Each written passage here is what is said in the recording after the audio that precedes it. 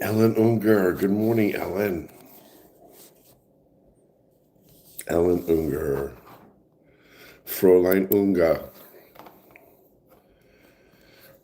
Sienna, good morning, dear.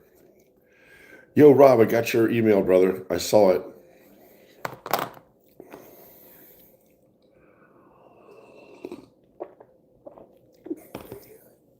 I think 3 or 4 hours is too long for you, and I don't put any pressure on you. I always do things alone anyway, so, but whatever you want to do. Jonathan Barr, good morning, bro. Oh, I did not pick my scab yesterday. It looks like it's getting smaller. Tina, what's up? Good morning, babe. Tina from Indiana. It's 5:04 where Tina is right now. Like it's 5 o'clock in the morning. Tina's on with us. She's an amazing woman. Her scrubs, I bet Tina's bed is made. Her scrubs are laid out on the bed. She's making her lunch, tidying up the house before she leaves at 20 of 6 to get to work by 6. I remember when I did COVID screening, I had to be at work at 6 a.m. It is a pain in the ass. You got to leave your house at 5. I had to leave the house at 5:20 and haul ass to get to Philadelphia. Thank God there was parking right next to the Wells Fargo building I was working in on 5th and Market Street. And I had to be there by 6 a.m. It's a long day. I did 6 a.m. till 4 p.m. Those were 10-hour days, right? 7, 8, 9, 10, 11, 12, 1, 2, 3, 4. Yeah, I was doing 10-hour days. And it wasn't worth it. I was making $43 an hour. 2 of my hours were overtime, so time and a half. So 2 hours a day, I was making $60 an hour. And my paychecks were the same, kind of. Maybe $100 more, because the more money you make, the more money they take. That was a lesson to me. I thought, man, I'm going to make some good bank, man. This is going to be good. No. I got heavy. I was sitting down all day, 6 a.m. to 4. Anyway, Tina, I know Tina's in shape because she walks that hospital. Oh. Okay, so Tina was wrong. I had a visual in my head. Tina says, I'm all dressed and leaving now. My car is warming up. It's cold in Indiana. No, my scab is still here. It itched yesterday, and I was, do you ever pick a scab? People say, it's going to leave a scar. When you get your head wet, the scar will fall off anyway. Yo, Rob, don't sweat it, bro. Yo, don't sweat it. It's all good.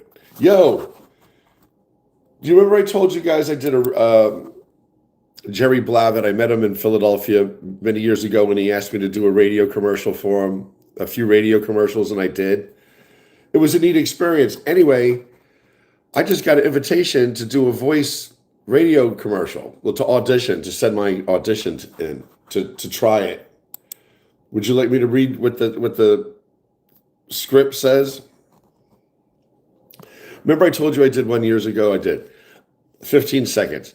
The great sports debates brought to you in part by the Fan Magazine. Get your subscription today. Call 1-800-THE-FAN-1 and by Lexus. Visit your South Jersey Lexus dealer today. Lexus, pursuing perfection. Remember? I did that commercial. Anyway, I did it for you guys. Maybe somebody heard me say it because someone sent me an invitation to read for a casting to be. Here, I'll show it to you. Does anybody know a guy named Jeremy Anderson? Is he a black movie star? He invited me on to do some sort of live with him.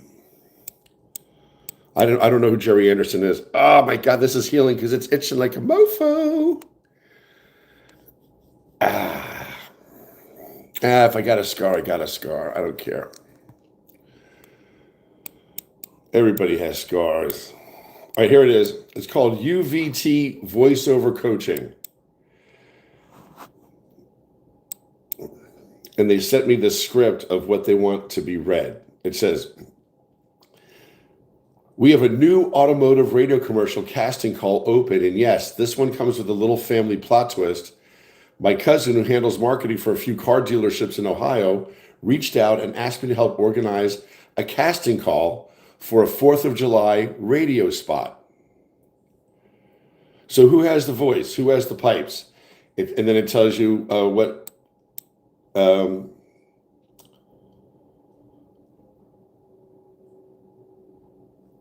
they want read. So I'm going to do that.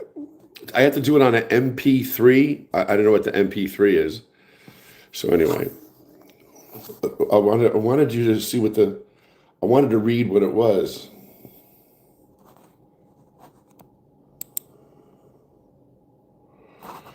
Yeah, here it is. This is what they want you to read. And this is how they want you to read it. Okay. I'm going to read it to you how they're explaining it. The script is for Liberty Ford Vermilion. I think Vermilion is the town.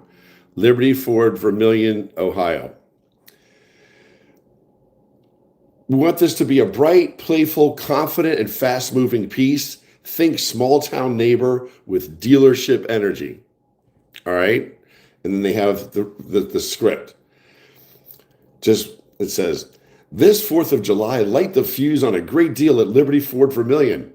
Trucks, SUVs, and cars are priced to move with friendly hometown service from folks who know you by name. Hurry in for our Independence Day sale before the deals disappear in a flash. I don't know how I would read that. Maybe just like that. I don't know. Good morning, guys. Tina, I don't know how cold it is in Indiana, but what do you have, a little sweater on? Bro, talking about scabs. Like and subscribe. Hi, Jay. Tracy, you're so cool, man. That's why guys need women around. My mom will say, put some Aquaphor on it. And Tracy's like, put some cortisone cream on it. Duh. I had a biopsy. The doctor numbed up my forehead with some needles and then scraped it with a scalpel to get a skin sample to see what type of skin cancer I might have. Rebecca, my sister, what's up, girlfriend? Rebecca, I love what you said. That was the sweetest thing. Rebecca said she was happy to have found our group of friends here, and it's going to continue to grow. And she sent me some artwork, making me this big fryer. Oh my God! I'm going to show you. I'm going to have to show you guys this. I got to download them. I want to print them out. Can I bring Rebecca's artwork to the Staples and they could print it out for me, right? I got to figure that out. I want hard copies of that. I want hard copies. Ellen Ogre, good morning. Cassandra. Better yet, triple. I have some triple antibiotic. But you know it's healing when it itches.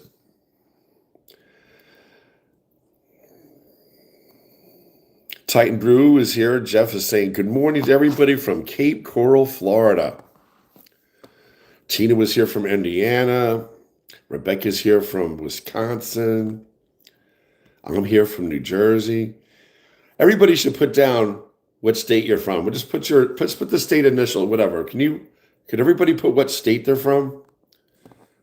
New Jersey. Rebecca's Wisconsin. Titan Brew is Florida.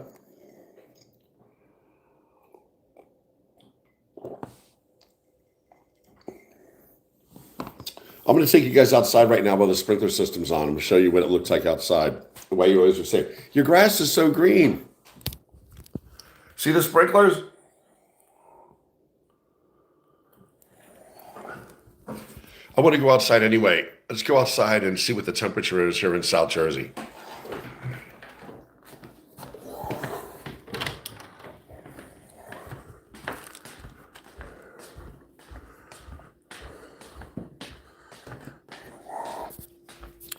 My mom bought me 3 packs of 3X t-shirts. I love my white t-shirts.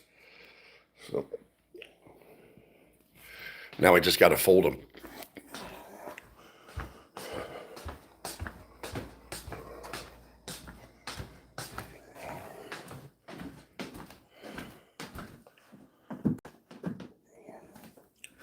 Yo, I would go in the pool. It is too cold out. It's chilly out. It'd be really foolish to hop in the pool right now. You get sick.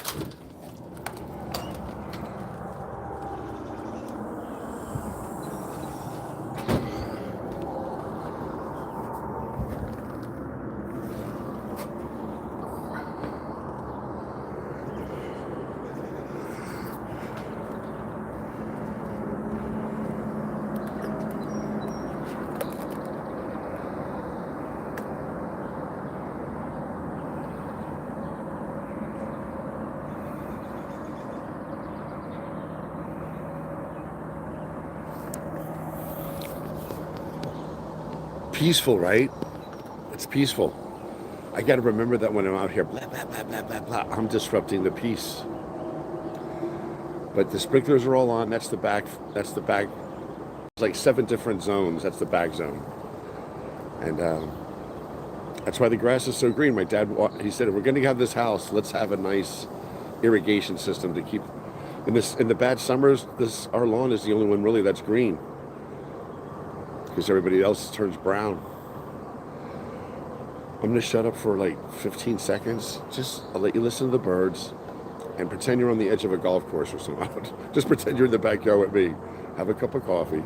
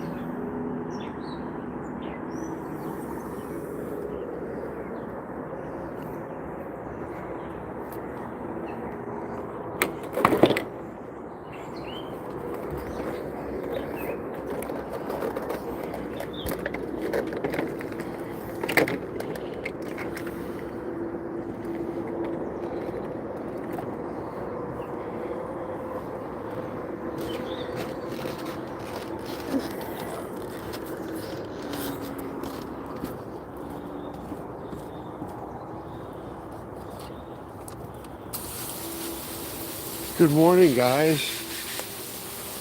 Good morning.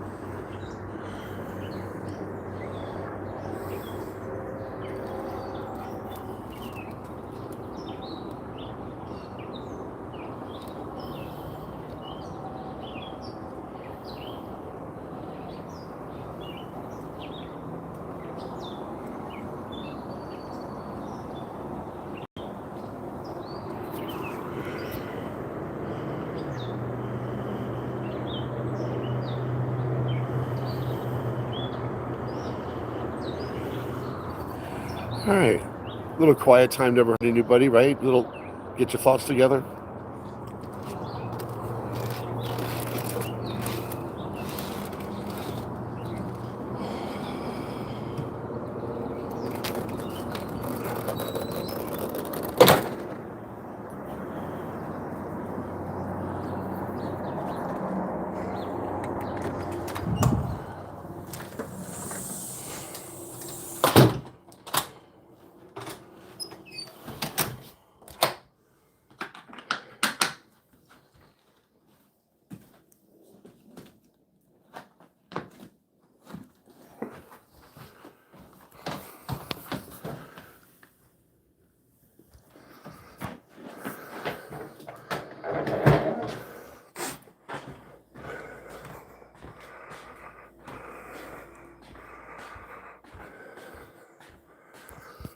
Oh, I always try to remind you guys, I remind myself, in the morning, best vitamins to take: B12, B complex, D3.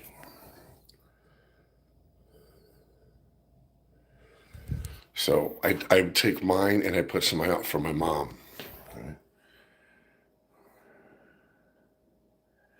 As two D3s, one B complex, one B12. Oh.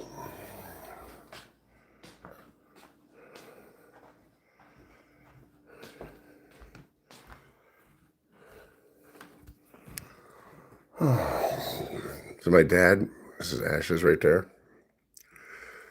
Where's my dad? Oh, Dad.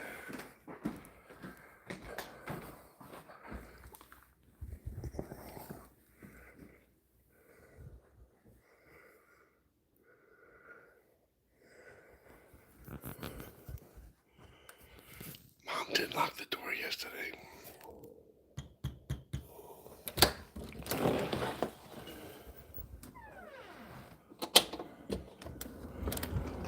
Oh, man. Yo, it is a beautiful day. It is beautiful out. Damn, I didn't see what temperature it was. Shit, I forgot to look at the temperature. Oh, it must be 60 degrees. It feels so wonderful.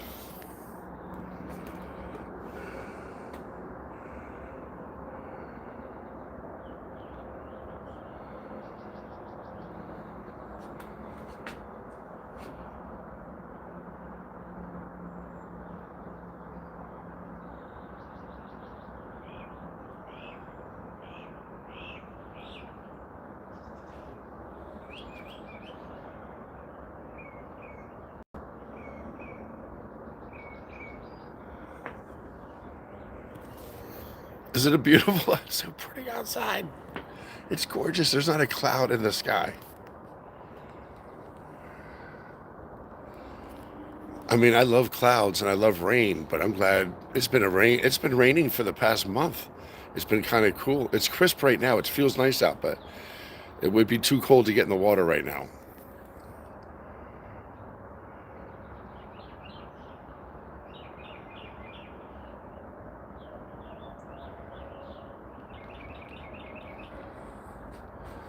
All right.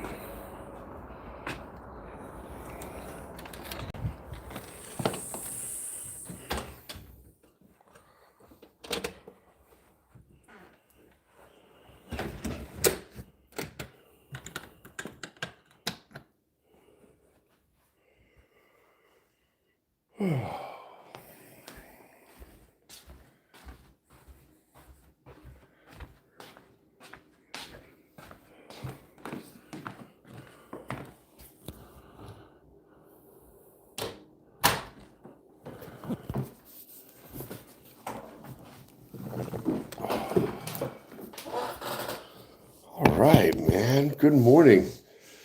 It is the 2nd of June, 6:22 a.m. So right now it is 6:22, but it's 6:22:26. The 2nd of June, 6:2, and it's 6:23 a.m. I don't know. Numbers pop out at me sometimes. I think there's coincidences that you just can't ignore, you know? Anyway, good morning, everyone. Good morning. Okay, here we go. I get to read where everybody's from now. Here we go.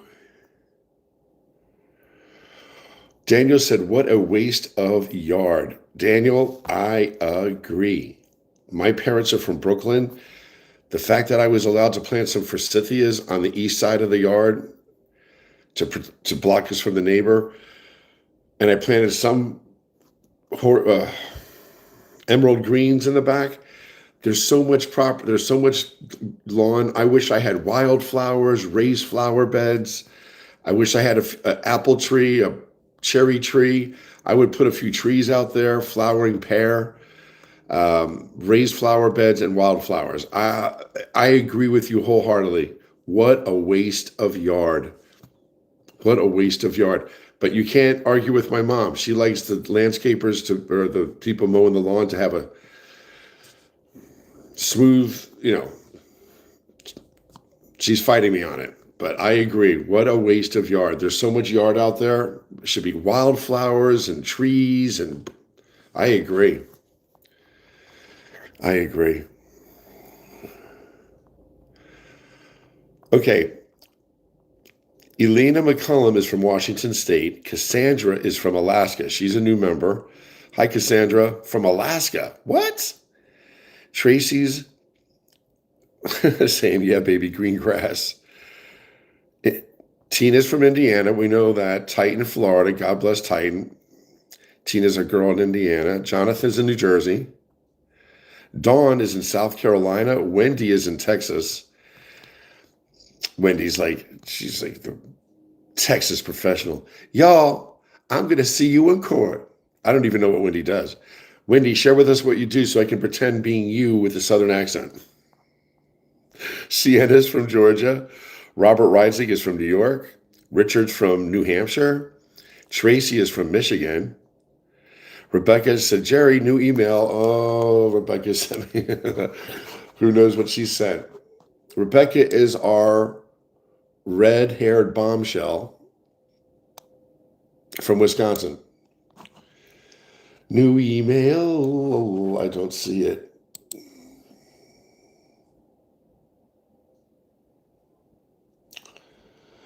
Ukrainian beauty. I always get these very promiscuous type of emails, and I don't go into that.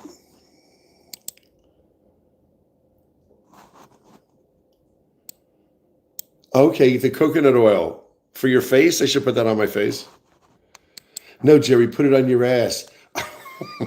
Wait, all right. She's sending me a thing on organic coconut oil. I will use that, Rebecca. I will look into that. I will look into that. Oh, Tracy's here. I want to make sure I get everybody's state. Shirley Ringgold says, good morning, Jerry and everyone. Shirley is, I believe Shirley Ringgold is in Ireland. Good morning, Dad, OCD. And of course, everybody's saying good morning to everybody. God bless you. I love that everybody is starting to know one another. Okay, Alaska. All right, here we go. Elena McCullum, Washington State. Now I'm working my way back down.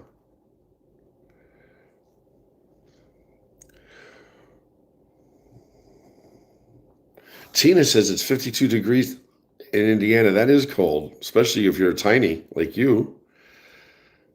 Ellen, I think I hit home with this one. Oh, sweet Jesus. Rebecca's excited about doing something. Let me find her. Holy Christ. Help me, Father. Rebecca. Rebecca. La da da da da. I looked at your emails this morning.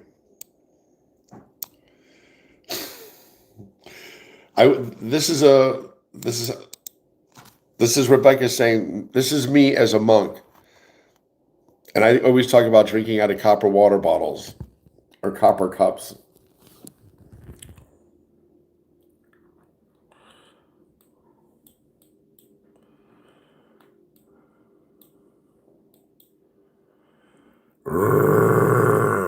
Me, friar, you drink.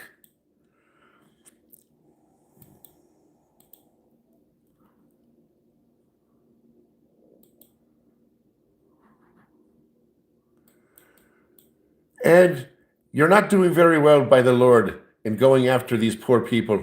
Leave them alone, will you? Leave them be. Go back to where you come from. That's what Friar's saying right there. He's saying, go back to where you're coming from. Who the hell are you to judge people? Who are you to be an oppressive asshole? I guess Friars can't say that. Who are you to be a nasty man?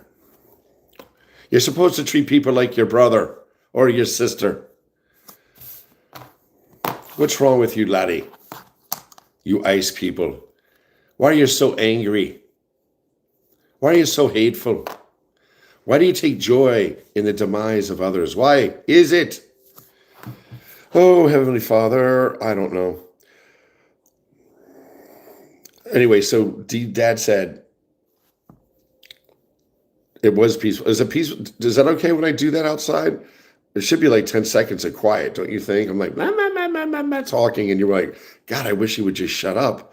I'd like to hear the birds for like, can I have 2 seconds of quiet? You're probably thinking it. So, and then from now on, when I go in the backyard, I'm going to do that. Like, I'd give us 10 seconds of just listening to the birds. God, that's so exciting, Jerry. Glad to have you with us, Tracy. We're all going to be, Rebecca wants to be on a live with all of us so we can all see each other. Like the Brady Bunch. Remember the Brady Bunch? They were in that 9 square.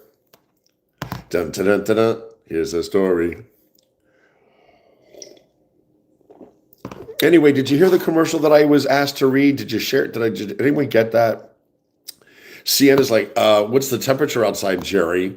Duh. Because I should get my steps in. I'm going to get up and go back outside, and I'm going to go look at the temperature, Sienna, because I screwed up and I did not do it. I usually do it every morning.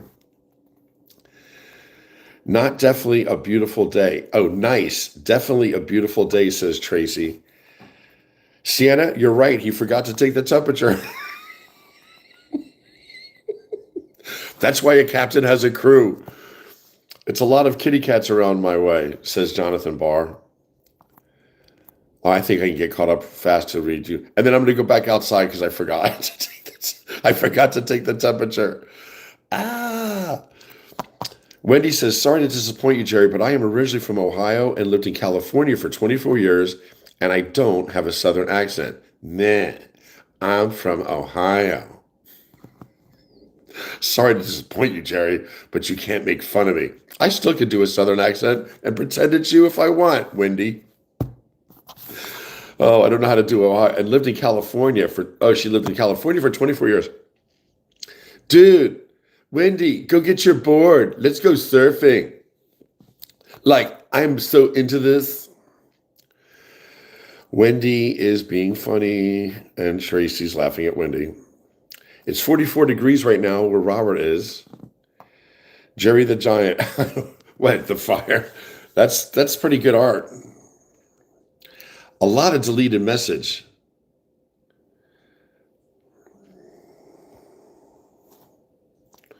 I don't know. Margie is busy deleting people. How could I leave the copper cups at... Okay, let's go see what the temperature is outside.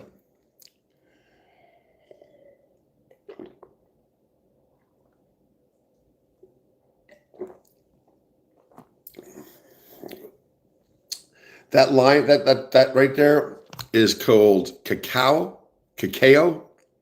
cocoa, but they're calling it cacao. Anyway, it's a powder, it's bitter, it's cocoa. It's supposed to help your stem cells. So I've been putting cacao in my coffee. Hey, get your cacao the hell out of my coffee. Is that your cacao? It's supposed to help you. If I start looking very young in the next week or two, you'll know why.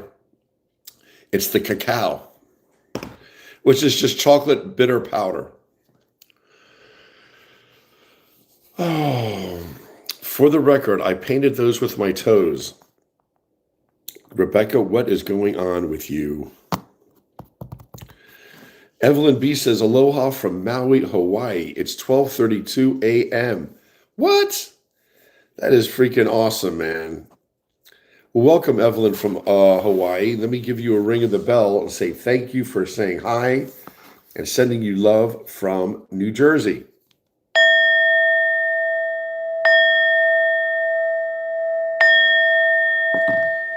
That is for Evelyn B. 22 in Maui, Hawaii.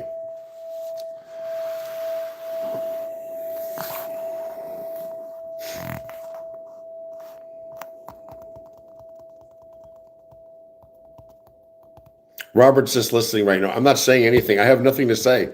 I got off on my rant yesterday. I was pissy yesterday.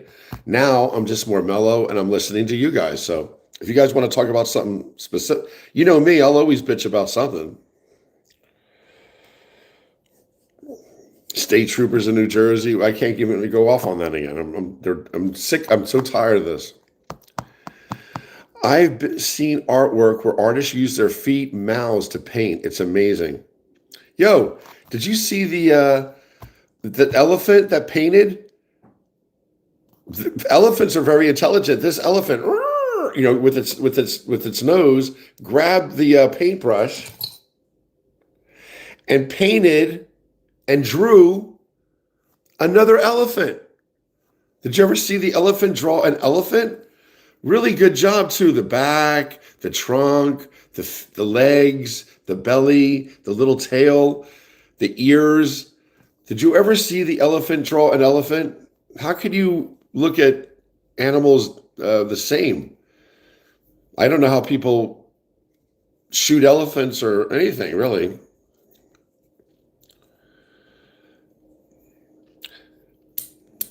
Yeah, Google it. This elephant, they gave it a paintbrush and it painted another elephant. I'm going to pull it up right now. It's amazing. Elephant that paints or draws.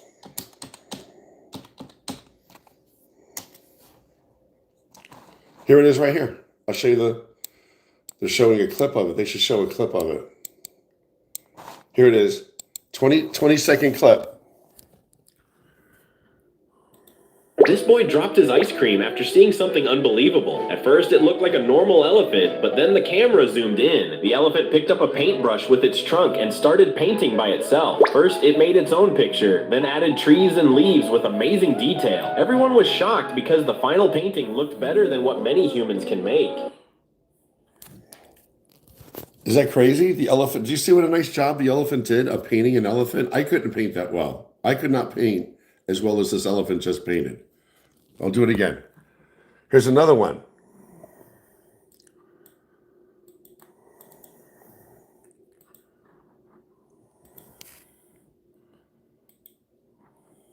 Your perfect domain is out there. Go to Wix and make it yours. Claim your space online. Own your name, your brand, your breakthrough. And the rest just clicks. Jesus. I tried clicking off the commercial like 5 times and I couldn't. Anyway, Google elephant painting, elephant drawing. It's amazing. Commercials are up your butt, huh? You can't even do anything on the computer anymore without them throwing ads at you. They're very aggressive. You can hit skip, skip, skip. It doesn't skip. Oh my God. Elephants that paints or draws clothes. I want to show you the elephant that I saw drawing, and it was amazing. It was amazing, I'm telling you. Smart elephant, smart elephant. Here it is. This is the one I wanted to show you.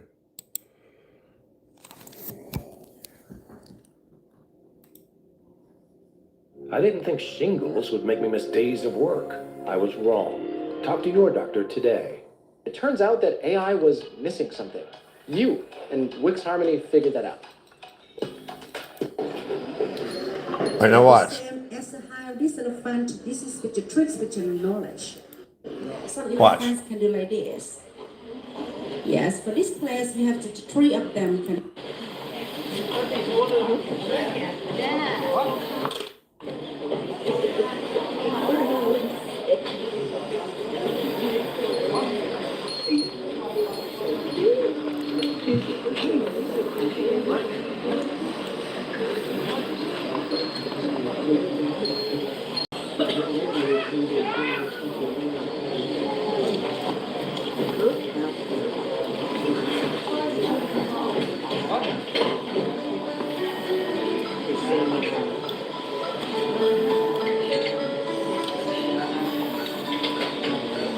So you get the idea, look at it.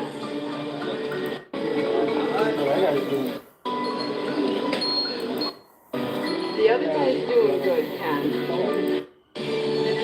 Look at that.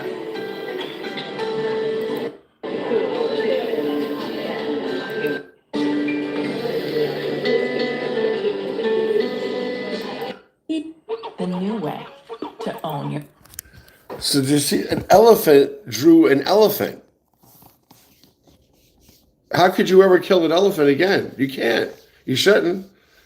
Should have killed him anyway. But did you see the elephant drawing an elephant? And it was better than I could do. Same. Robert feels the same way. I couldn't draw that well. I'd be like, what? You know, people go, what is that? A mouse? No, it's an elephant. You know? It is incredible, isn't it?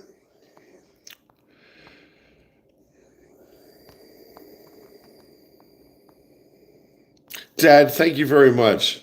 You're gonna make me cry. I was saying, Dad, I was talking to my dad. My dad, I hung out with him every morning. My dad was up at 4 o'clock, 4:30 latest, and then I would wake up at 5 and I would sit and have an hour and a half to my dad. Every morning we talk politics, life. And my dad always loved being up when my mom would wake up. That was the best part of his morning, was greeting my mom. He'd go, hello, Mommy. My mom said, hi, Dad. Hi, Gerard. Good morning, Jared. Oh, Lord. You hope we're going to see our families someday in heaven, you know?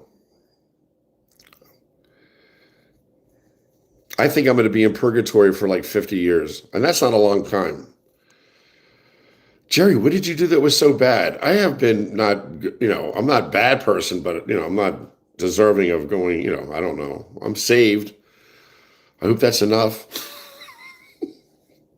If I'm around a lot of you guys who are Christian and you start floating up in the air, can you just please grab me and just bring me with you?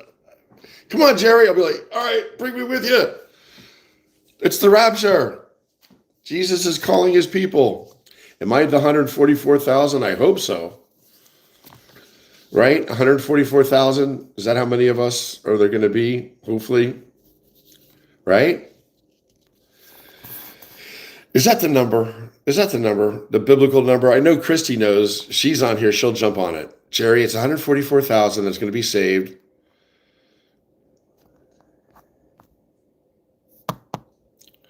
Robert Reichik says, I'm going to float and people are going to say, what?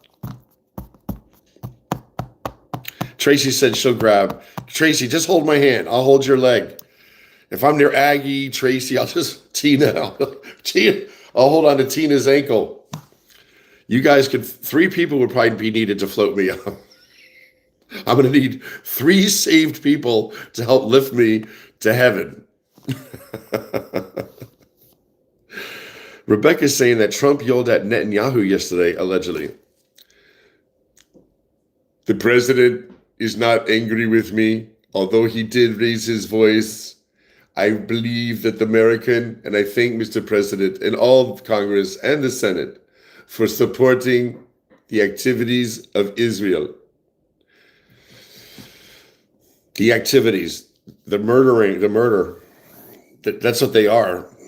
We don't even have an idea what's going on. Do you know Israeli soldiers position themselves on high vantage points right near where they're dropping off food and water? And who's out there getting it? Children. So what do? They take pot shots and they kill children from a distance to work on their target skills. They're vicious. They're hateful. You can't tell me that the Jews in Israel are the military are God's chosen people. He would never think that's okay. Murdering Syrians, Palestinians, and Lebanese because they're not Jew. They're not Jewish. We can never let this go. The Epstein-Trump files were created by Israel. Their secret service. So don't ever forget that they're behind all this shit going on. They want everybody to fight amongst themselves while they play victim. Just our little city-states under attack. No, they're always attacking everyone. With what? With our weapons. I don't know the strategy. I mean, we gave Saudi Arabia all our top weapons as well. So I mean, we're just pimps selling our weapons to both sides to make money. It's not good. It's not good. And China's not stupid. They're financing the war in Ukraine. Who do you think's financing that? China. So they're giving money to the Ukrainians to defend Ukraine, and they're giving money to the Russians to fight Ukraine. China's not stupid. They're making money off the war in Ukraine. We do the same thing. We stir up shit all around the world. Anyway, I'm going to say good morning to the people from Hawaii that joined us today and the United Kingdom.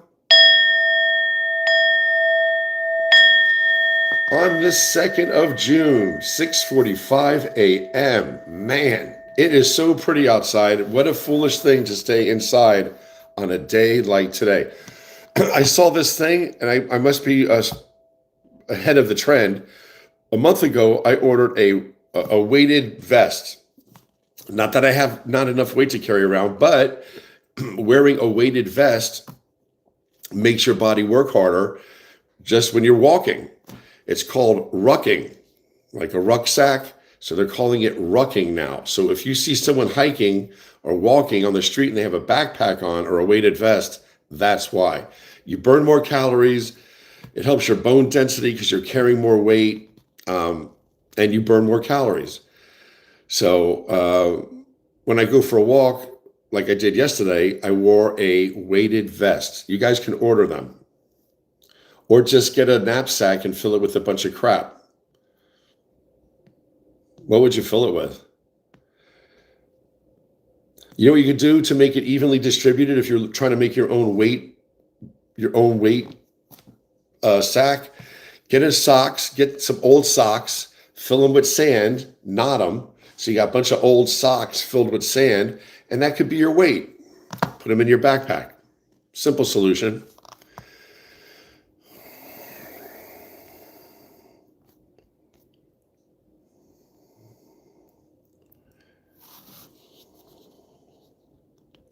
So you pretend to be Israel. I'm not pretending to be Israel. And you fail to follow Jesus. I've accepted Jesus as my Savior. I believe Jesus died for my sins. So which is what your dad made you vow? I don't understand that, Stephen Kelly Belly. But I appreciate your dialogue. I just don't know where it's coming from. I am not an anti-Semite, but I do not support Israel at all, period. The government is corrupt, and so are the military.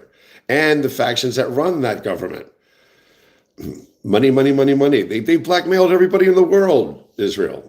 They're troublemakers. And don't make any mistake, Israel is the size of New Jersey. The size of New Jersey. Israel has the population of New Jersey, 9 million people. Why are they calling the shots for the world? Why have we empowered them so much? Because they got us by the balls. They control our media, our government, our real estate, our food production, pharmaceuticals. Their hands are in everything. And they want us all to bitch and kill each other while they sit back and spit on Christians and shoot Palestinians. They don't give a shit about anybody but themselves. Israel is not an asset to us. They are a hindrance. Israel does nothing for us. We do everything for Israel. So I don't want to get into a debate with you, Stephen, over their bullshit and our holding on to this tie because they got everybody blackmailed. We all know what it is. I mean, how many judges are caught? Have they caught? You think Jeffrey Epstein was the only player in this whole scheme? There's dozens of Jeffrey Epsteins that have blackmailed a lot of other people other than Trump and his wealthy people. Jeffrey Epstein might have been the top guy, but there's many more. Governors are compromised. Senators are compromised. Congressmen are compromised. That's why our government is sitting on this shit.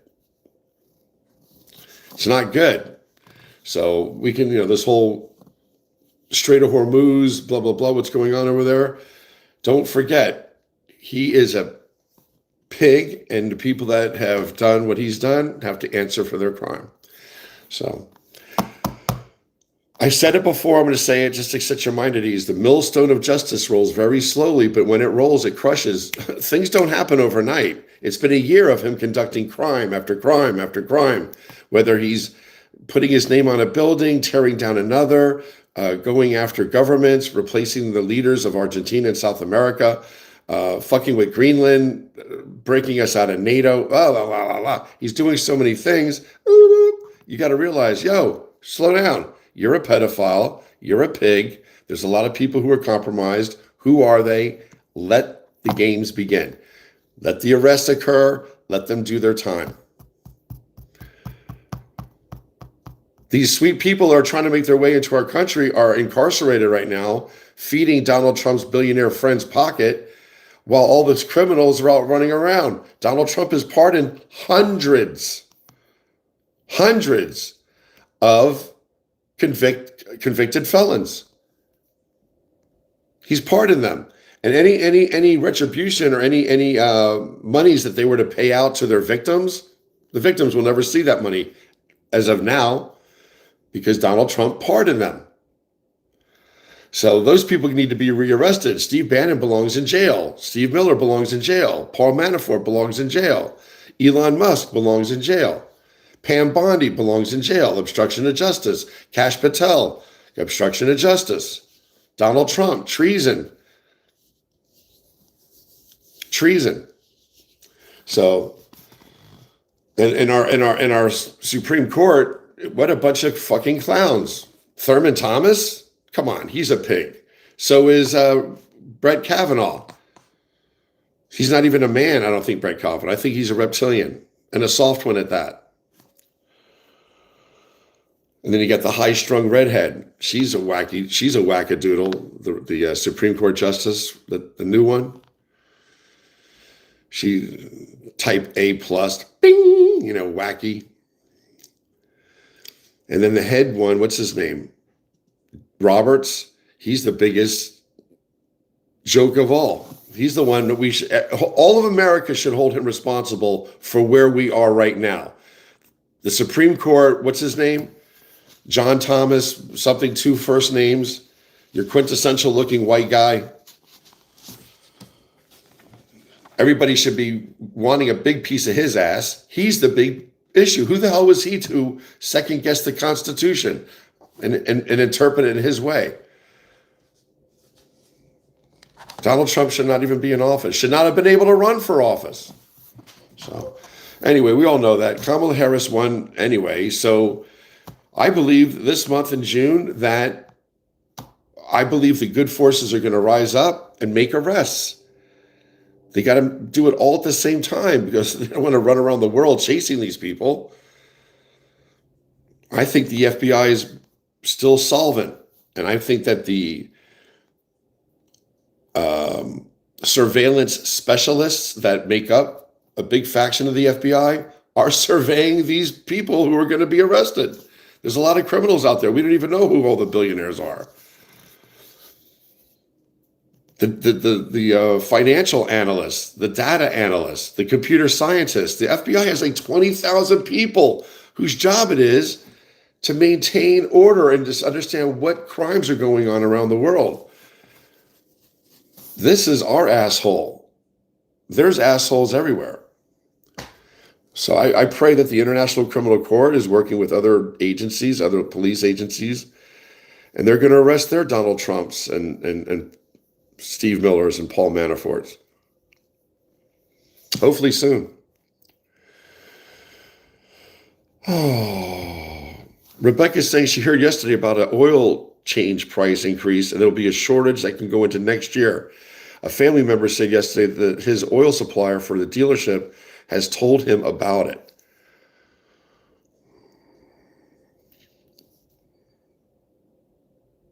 You got to have your medication for 3 months. You got to have a generator to pull water from the earth. You have to have a supply of food for at least a month. And you always got to keep your car full, your tank full. From this point forward, I would never drive around with less than half a tank, ever. As soon as your tank hits half, fill it.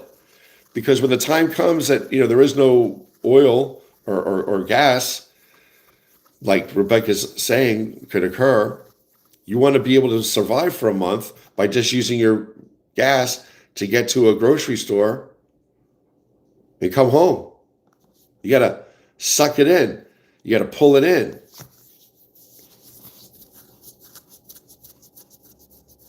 It's going to be tough. It is a beautiful, beautiful morning here in South Jersey. Everybody's saying it. Rebecca, oh, great.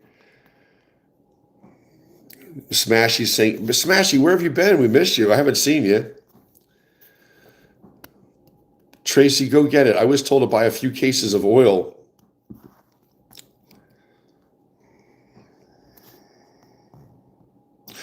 Charlie, I'm so glad. I love it. You know you're hitting a nerve when people say, I belong in jail.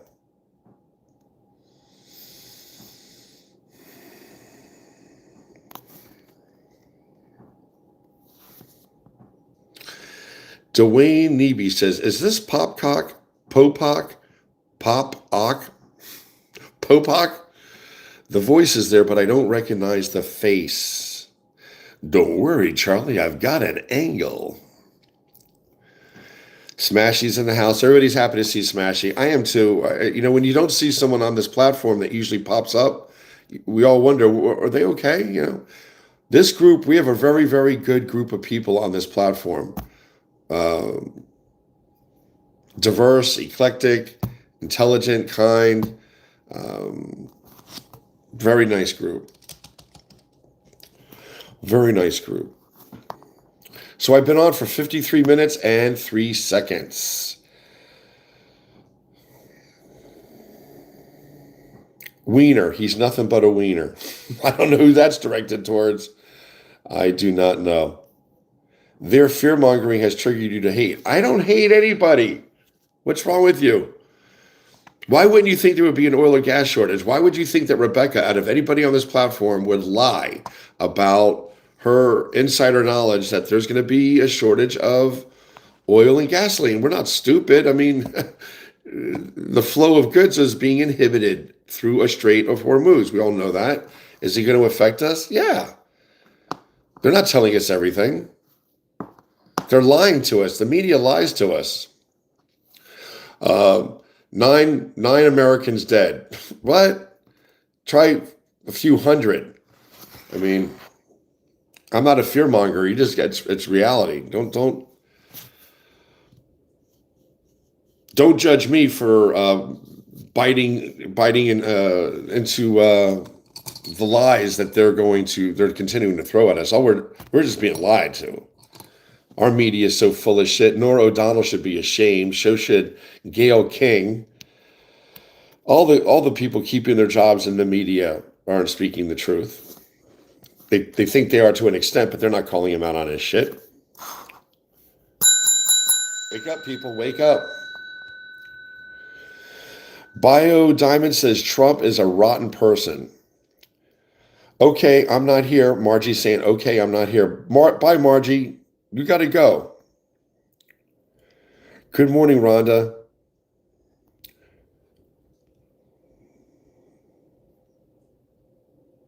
Smashy is a vibe. Smashy's a character. Yeah, we do a live every morning at 6 a.m. Saturday and Sundays, we're going to start doing it at 7 a.m. But to give everybody another hour to sleep. But I'm on here at 6 a.m. Right now, we have 73 people on with us. It is the 2nd of June, 6:58 a.m. I came on at 6. I usually get off between 7:30. Sometimes I've been on for 2 hours. I don't shut up. But my mom is still sleeping. I've had 2 cups of coffee. That's it. That is it. I've been outside. What is wrong, Margie? Tracy says, sweet. I always wake up at 5 a.m. So do I. I think most of us do, right?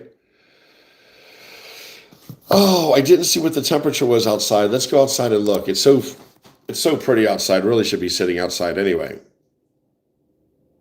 I think I'm getting another cup of coffee. So I can finish the cacao that is in my cup. That is cacao. It comes in I'm going to show you the jar. It's spelled cocoa, but I heard someone say it's called cacao. And it's a bitter powder made from the cocoa plant, full of cocaine. No, full of cacao. And the properties of this cacao supposed to help your stem cells and rejuvenate your cells. Google it. So I'm gonna have another cup of coffee, and I've been putting this cacao in it. Obviously, it's pretty thick because it doesn't dissolve all the way. I'm going to show you the jar. Maybe you should consider getting some, because when I drink it, I do feel stronger. It's true. It's true. It's true. Do you know what I do when I go to, you ever go to Costco or BJ's, right? And they have the women or, the men handing out samples of stuff, right? A little cracker or a pretzel or something, a little chicken nugget, right? You know when they give these samples out at Costco? I'm such a cornball. Every time I get a sample, whether it's something you drink or eat, I always go, is this going to make me taller? Is this going to make me better looking? Be honest. I need some help. Is it going to give me superpowers? And then I'll eat it and I'll be like, man, I feel powerful right now. I make the kids laugh when the kids are around. Yeah. I'll take your sample, but is it going to make me stronger? Is it going to get me taller, better looking, smarter? I don't think it'll help you. I don't think it's going to help. I don't think there's any help for you, Jerry.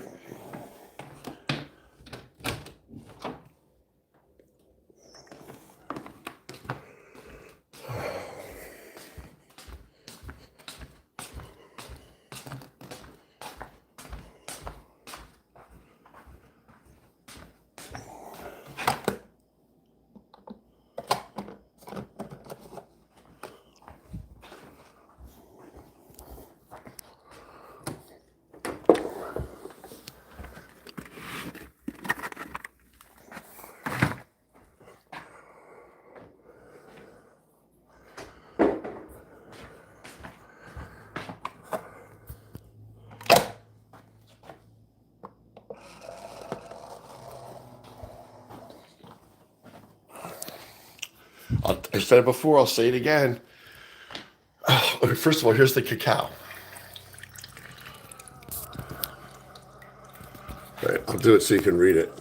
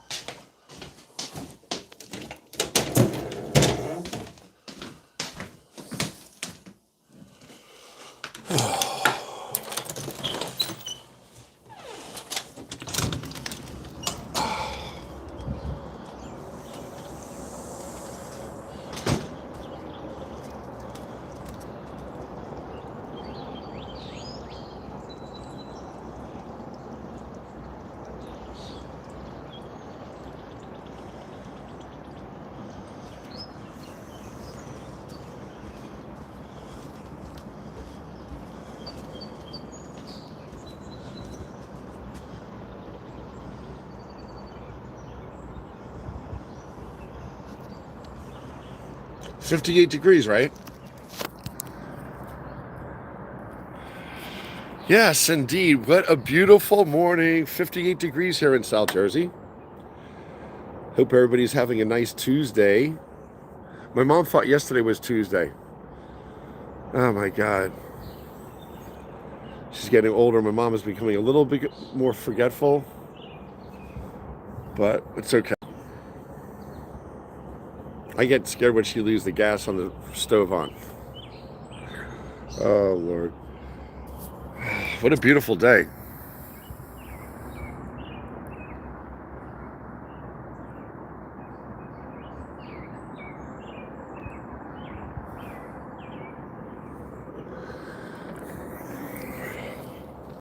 Yo, if I put my weighted vest on around noon and go for a walk around a few miles from here, there's a shady trail. I can wear a Boone hat, cover my face so I don't get sunburn. I might go for a walk with you guys. I'll take the, I'll work on my Wi-Fi, whatever, so I can bring you with me.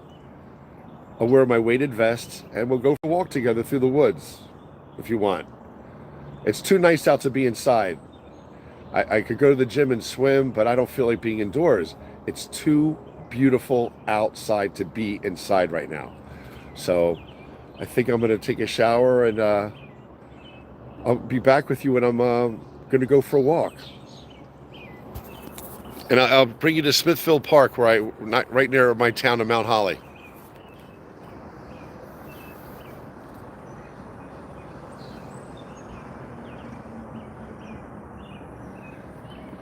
Bus drivers drive hard. I'm sorry, they drive hard.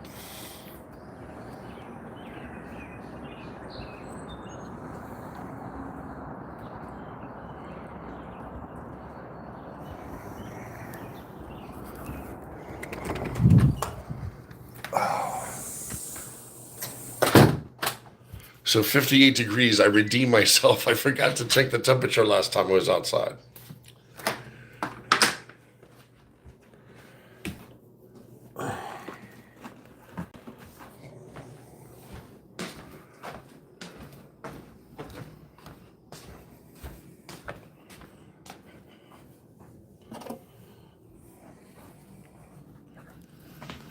Oh, let me just put some, let me just stir this up.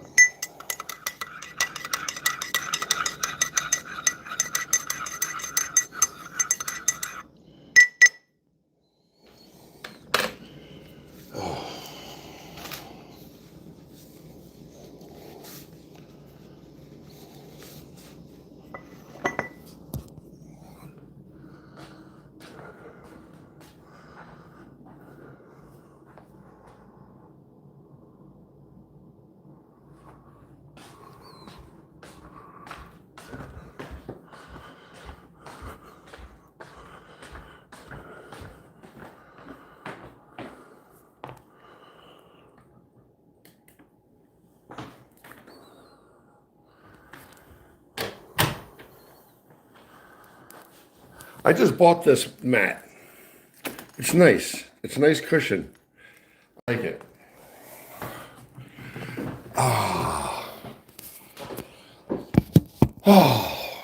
If you need a cushion for your chair, buy one. It makes a big difference on your hiney. You know, if you sit on wood and you're not a small person, your butt hurts. So I bought that cushion. It's very nice. All right, I'm going to read what you guys have to say, and then we could say, I always say I'm going to say goodbye, then I stay on for another 20 minutes. That kitchen, I just want to bake bread in it, says Titan. Hopefully Titan will visit someday. Rebecca says, do you have banana or coconut trees? Tracy, this is my mom's home, but I'll tell her you said that. Thank you very much. Welcome, Carolina Strom. Aggie's leaving us. She's saying, everyone have a wonderful day. 1, 2, 3, 4, 5, 6, 7, 8 peace signs. So Aggie's happy. If Aggie's happy, I'm happy. If Margie's happy, I'm happy. If Aggie and Margie are both happy, we all should be happy. Aggie, we love you. Thank you. And God bless you over in Massachusetts. I'm so happy to see Smashy's back. Caroline Strom is here from Sweden. What? We have a pretty lady from Sweden. Here's my mom and I. Homestead Air Force Base, Florida, 1968. That is me. I'm 5 years old, and there is my mom. That is Tuesday, June 2nd, 7:08 a.m. God bless you from New Jersey. I look at this picture, and it makes me happy because my mom, I love her smile. I'm obviously very happy. And you know what I think about when I see this picture is my dad's taking the picture. And my dad was a beautiful man. He was a big beast, beautiful person. And the reason my mom and I are smiling is because my dad is taking the picture. And when I see that picture, it's not just about me. Oh, look at me as a little boy. I'm happy that that little boy and that lady right there, my mom, are looking at my father with love and happiness at him being there. My dad was a great guy. I'm sure, everybody misses their parents. I miss my father terribly. He was a beautiful person. One of 12, grew up in Brooklyn, New York, worked his whole childhood, didn't play any sports, but he used to deliver groceries, and he was a caddy on the golf course at Rikers Golf Course in Brooklyn. Every weekend he caddied, and he developed his muscles by delivering groceries in Brooklyn, New York. Can you imagine riding a bike through the streets of Brooklyn with all the groceries, and you're only 12, 13, 14 years old, and you got to grab the groceries, run up 2 or 3 flights of stairs, drop the groceries off, maybe get a nickel or a dime as a tip. And that was my dad. And then when he joined the Air Force right out of high school, because all his brothers served in World War II, he was the youngest, so he joined during the Cold War in 1955. He did 20 years in the Air Force. And during that time, he was stationed in Thule, Greenland. My dad was stationed in Japan. He had his black belt in judo and was the heavyweight of the championship team for Air Force, Pacific Air Force, which means his team was the champion of all of Japan, all of Okinawa, all of Philippines, all of Indonesia, and all of Hawaii. Pretty badass, right? Anyway, I'm bragging about my dad. That's okay. I'm sure you guys miss your dads too. I'll show you a picture of my dad. Oh, what a night. Ba, ba, ba, ba, ba, ba, ba, ba.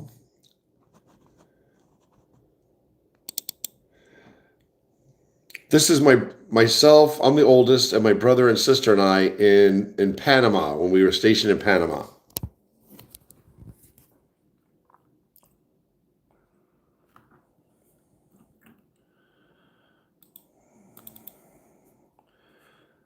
My mom and dad.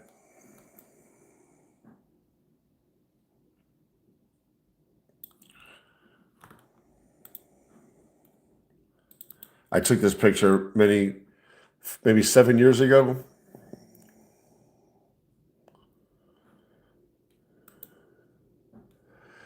And this is my favorite picture, one of my favorite. This is my brother and I asleep on my dad. I think everybody's dad had a recliner like that, right? A big ass dark recliner. There's an ashtray over here full of cigarette butts. And I fell asleep, and my brother and I fell asleep on my dad. Anyway, I got this from one of my students.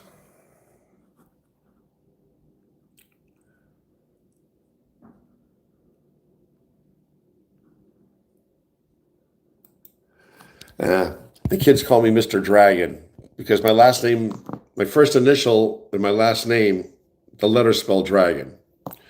Anyway, thank you for letting me share my dad. This is us in Montana.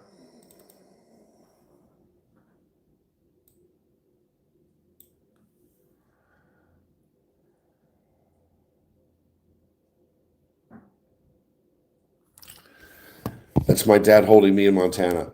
Anyway, if you guys have pictures when you were a little kid and you want to, or your pictures of your dogs or cats or your family or your backyard or your car or your beautiful face, send me pictures and I will put them up on the screen in the morning. I'm sitting here at my dad's desk, my computer, and whatever you send me, I'll share it if you want me to share it.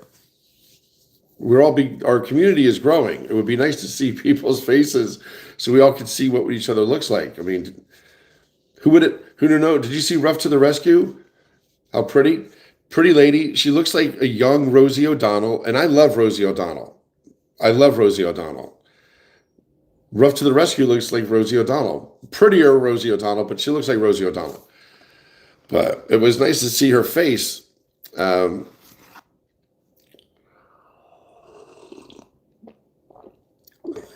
Jackie shared it with me. Margie sent a picture of Rebecca Ruff to her. So send me your pictures Send me your pictures. Thank you, Smashy. Stevie Wonder, make sure you have some savings to fall back on unless you're already working.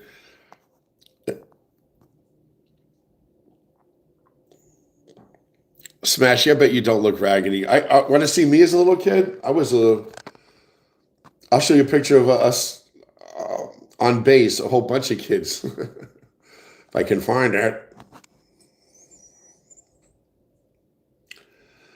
Oh, sweet Father in heaven.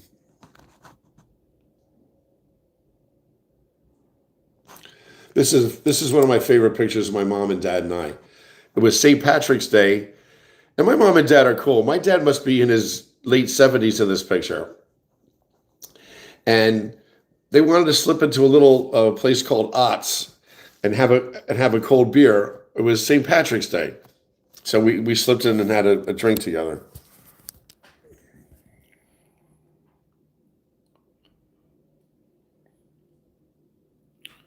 It's my mom.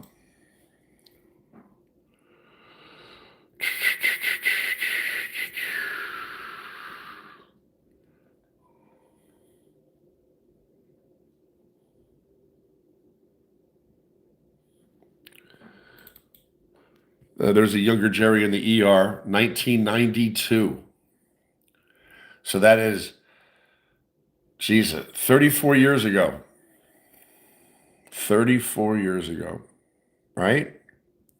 2002, 2012, yeah, 34 years. Oh, well. I wish we had cameras when I was younger, phone. The cameras we had, any pictures that we have, is probably because we had a little shit disposable camera when I was younger that was yellow, and it was a disposable. Most of the pictures that my generation possess of themselves when we were in our 20s and 30s were from one of those cheap cameras. And then you got the film developed, and you get doubles, but still, you wind up losing the pictures. So you people that have the technology to have your photos digitally, you have a lot greater opportunity to save memories than we did because we lost all our pictures. This is me, my first summer at the U.S. Air Force Academy here.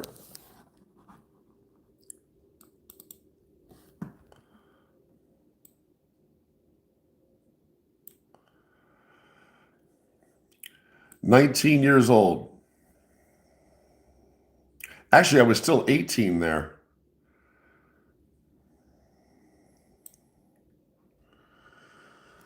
Ah, Lord. Time marches on.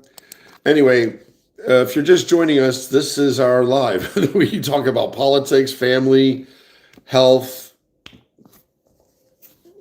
This crazy guy. And we try to lean on each other a little bit, keep each other's spirits up. And there are a lot of beautiful, kind, intelligent people on this platform who have become very fond of one another. And we have started a little community. And I hope it continues to grow. And I hope when Donald Trump is finally arrested and all these assholes are gone and Kamala comes back, we'll be celebrating in Niagara Falls. I think we're all going to meet in Niagara Falls on the Canadian side. I mean, that's my thinking. It would be a fun place to meet. Upstate New York, we could do our own Woodstock. That'd be fun.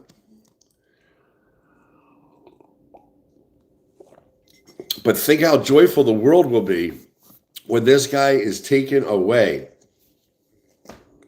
You don't think he's going to be arrested? He's going to be arrested. He's going to be arrested. He is. Oh my God, my friends. What else do you guys want to talk about? This is my, I'm thinking what your reunion is.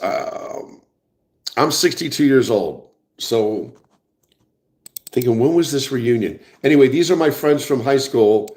I think this is our 35th reunion. Just so you know how I roll, these are my dear friends in high school.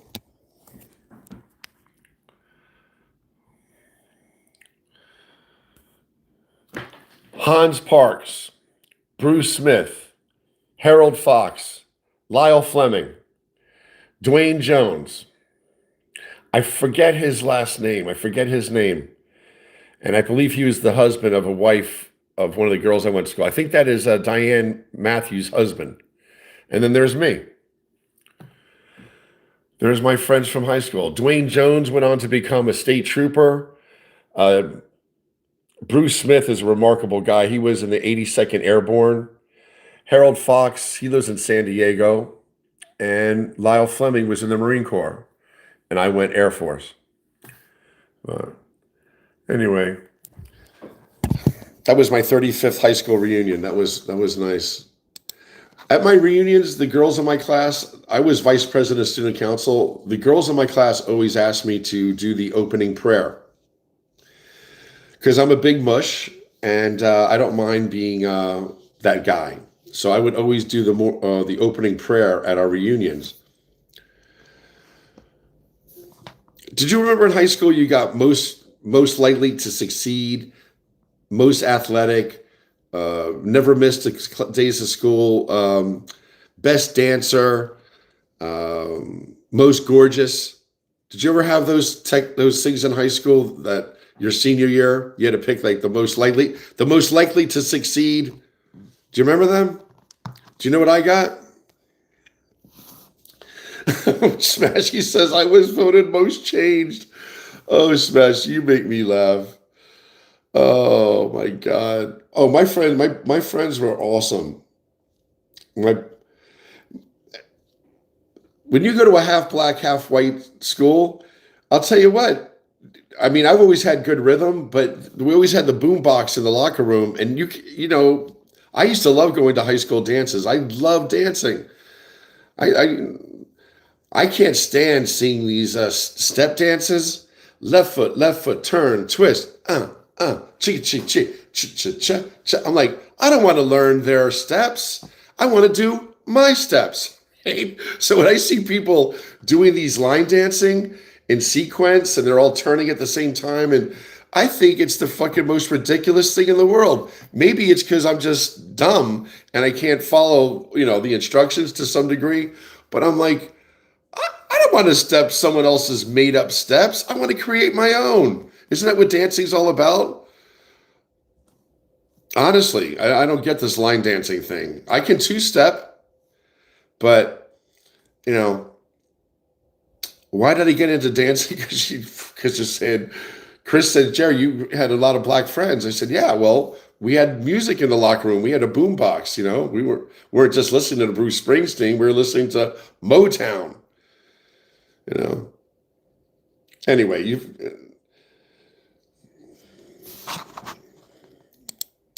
I'm going to show you a picture of my sister's wedding. My brother Tommy, my dad, my sister, my mom, and I, my doofy brother-in-law.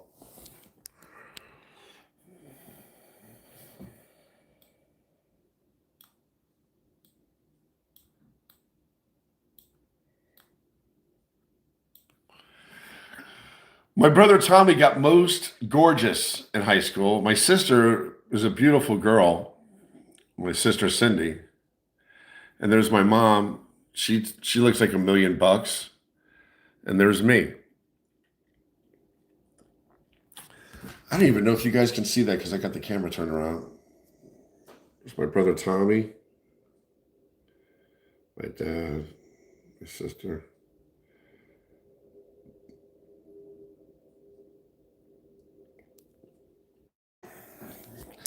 That's right. I'm a mommy's boy. Whenever my mom's in a picture, I'll be right next to her.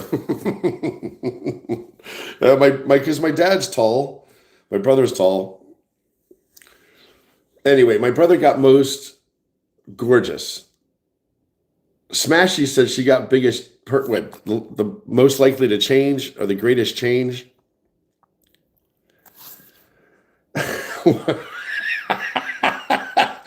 Oh. Rough to the Rescue says, what were you, the most likely to appear on Soul Train? No, you know what I got? Most congenial. And I was told later in the hallway that day, because every homeroom, they hand out a piece of paper. All right, everybody, we're picking the seniors for the most likely to succeed, most this, most that, most this category. Fill out these papers and turn them in. This is for the seniors. So all the seniors get the thing. Best dancer, most likely to succeed, most athletic, troublemaker, most congenial. And everybody's like, what the fuck? What's congenial mean? So I heard through the grapevine that in most homerooms, people were raising their hand going, excuse me, what is congenial? And the teachers would say, congenial means friendly. And I was told, everybody, Jerry. Because I was always friendly in high school. When you're growing up on military bases, you're the new kid on the block all the time. You learn not to tolerate bullshit and to become friends quickly. Let's fight, but then let's be friends. So when I was in high school, anybody that was new to the school, or if people looked down at them, put their nose down at them, I embraced them. When I used to walk around the cafeteria, I sat with all the kids in the band, the black female athletes, the basketball players, every group. I enjoy people. So I got most congenial. Yeah, friendly. There's worse things to be known as, I mean, doesn't cost any money to be friendly, does it? Does it? ICE. You bastards. These ICE people are taking their jobs a little too enthusiastically. That's what I can't stand. They seem to be happy to be oppressive. I don't like it. All right, so the Mark Arena, stunning, Soul Train. Good morning, Jerry from Oregon. Wow, you're handsome. I got a blockhead. Thank you, Don.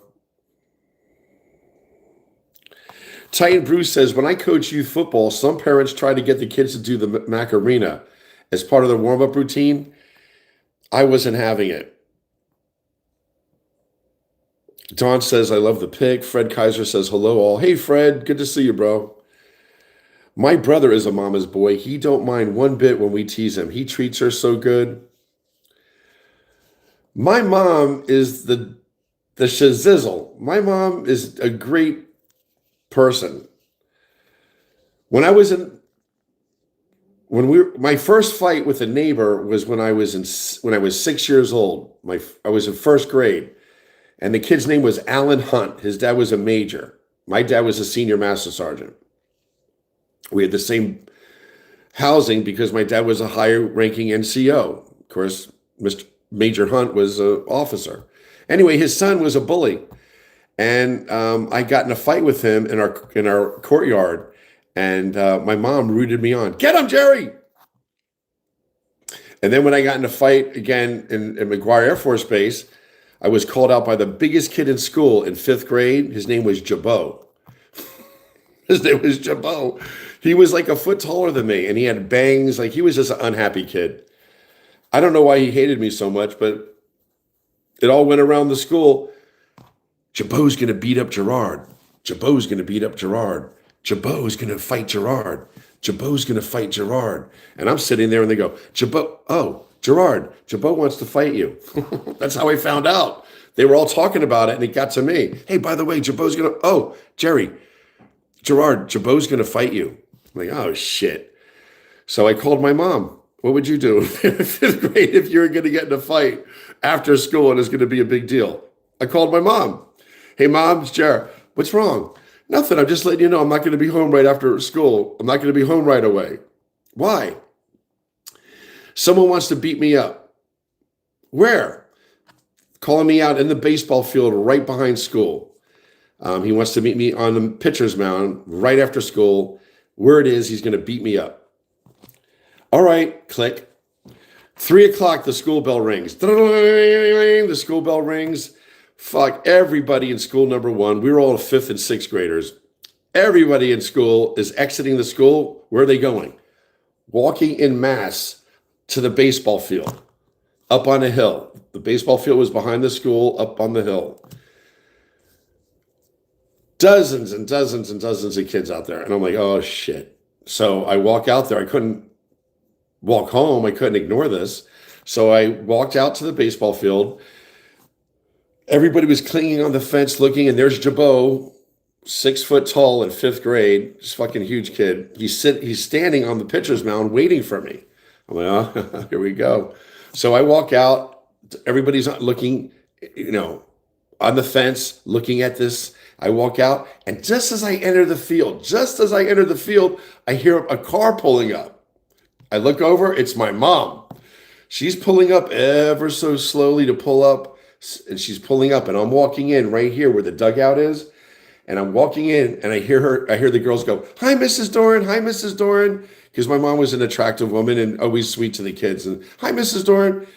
Hi, girls. Can you move out of the way so I could see the fight?" So the girls all step out of the way so that my mom could have a view of the pitcher's mound, and I was about to fight this kid. It was nice. I just knew my mom was there. Jerry called his mom for a fight. Shut up. So anyway, I walk out on the pitcher's mound, and he said for me to take my jacket off, and I was like, you take it off. So our fight ensued. We're wrestling. He's trying to get a shot in. I'm trying to get a shot in. I get a shot in. I got another shot in. I'm wrestling with him. He winds up grabbing me. He's on me with his hands on my hands, and he's like humping me. He's like on me like this. So what do you think I did? What do you think I did with a bigger person holding you down, crouching over you, lying on you? What are you going to do and you're on your hands and knees, and they're on their hands and knees, but they're on top of you? What are you going to do? Right. I headbutted him. I knew where his face was. Stupid. I went, bah! Oh, he's laying there. There was blood coming out of his nose. I gave him 2 quick shots. And after I gave him the second shot, my mom goes, "Get him, Jer." No need to hit him again. I left him on the field, writhing in pain, bleeding from the nose. I walked through the kids, got in my mom's car, and we drove slowly away like we were a gangster. My mom didn't speed away. She drove away nice and slow. And I'll never, ever, ever forget that, because my mom was there for me. That's it. That was the thing. And then I never got picked on again. Oh my God. Everybody has a story. Everybody has a story. There's bullies out in school. You can't run away from them.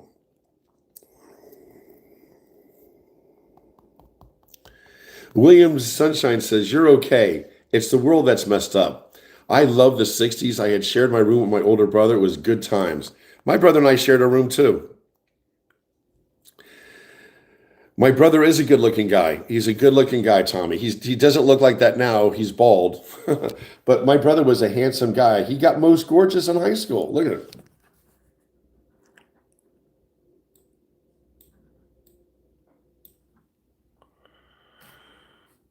I don't even know if you could see him. Wait, I'll turn it so you can see him. But look at him. He's miserable. My brother's a pain in the ass. Why isn't he smiling? My dad's smiling. My sister's smiling. Duh. My mom is smiling. I'm smiling. Just the two Toms. His name is Tom, and his name is Tom. His name is Jerry. His name is Jerry. Her name is Cindy. Her name is Cindy.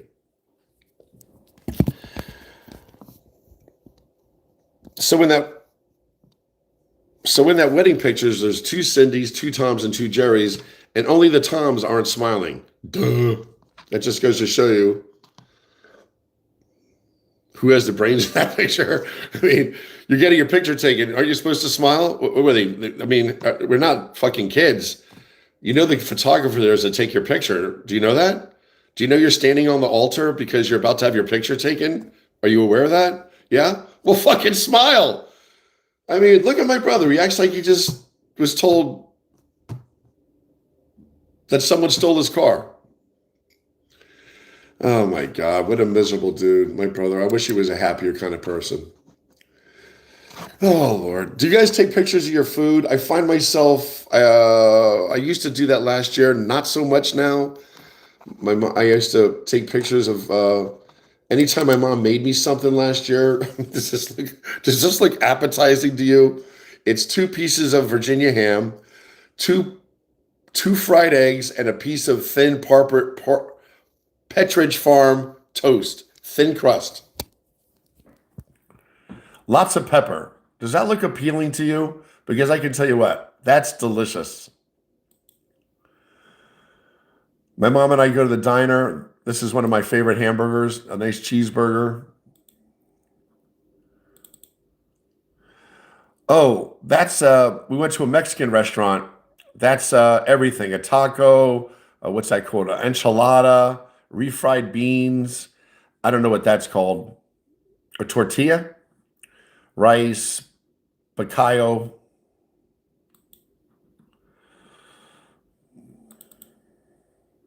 Roast beef, broccoli, and mashed potatoes. Mmm, mmm, mmm. That is my favorite meal. I love roast beef, and I love mashed potatoes, and I love broccoli. Oh, good stuff. I made this breakfast. Sad, very sad.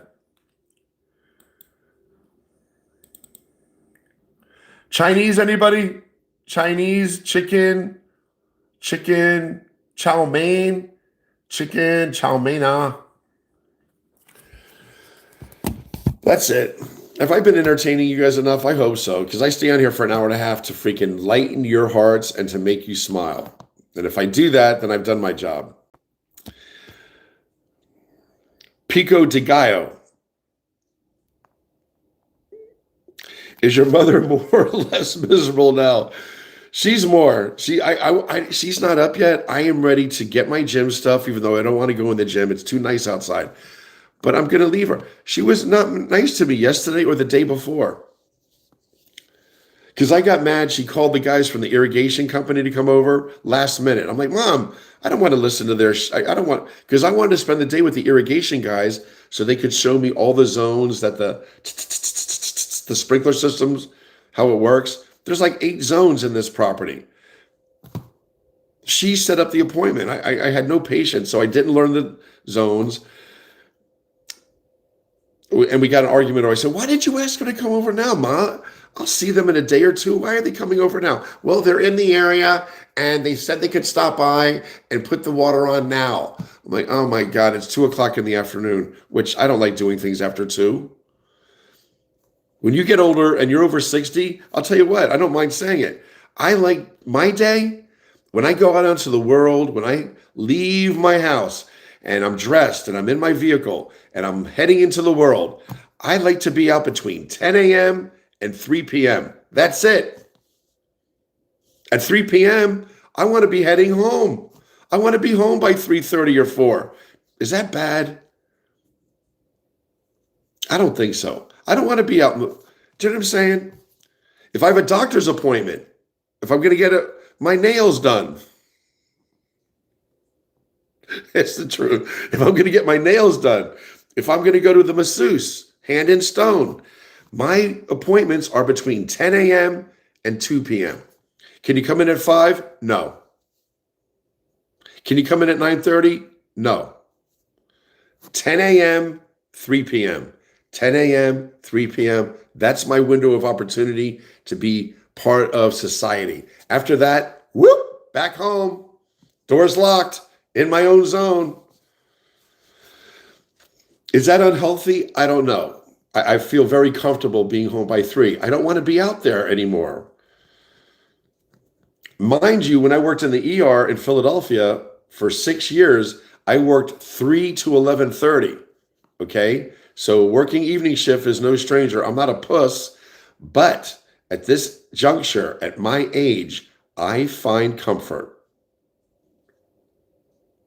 not going out till 10 and being home before 3. And that makes me sound like a wimp, then so be it. I'm a wimp. Tag, I'm it.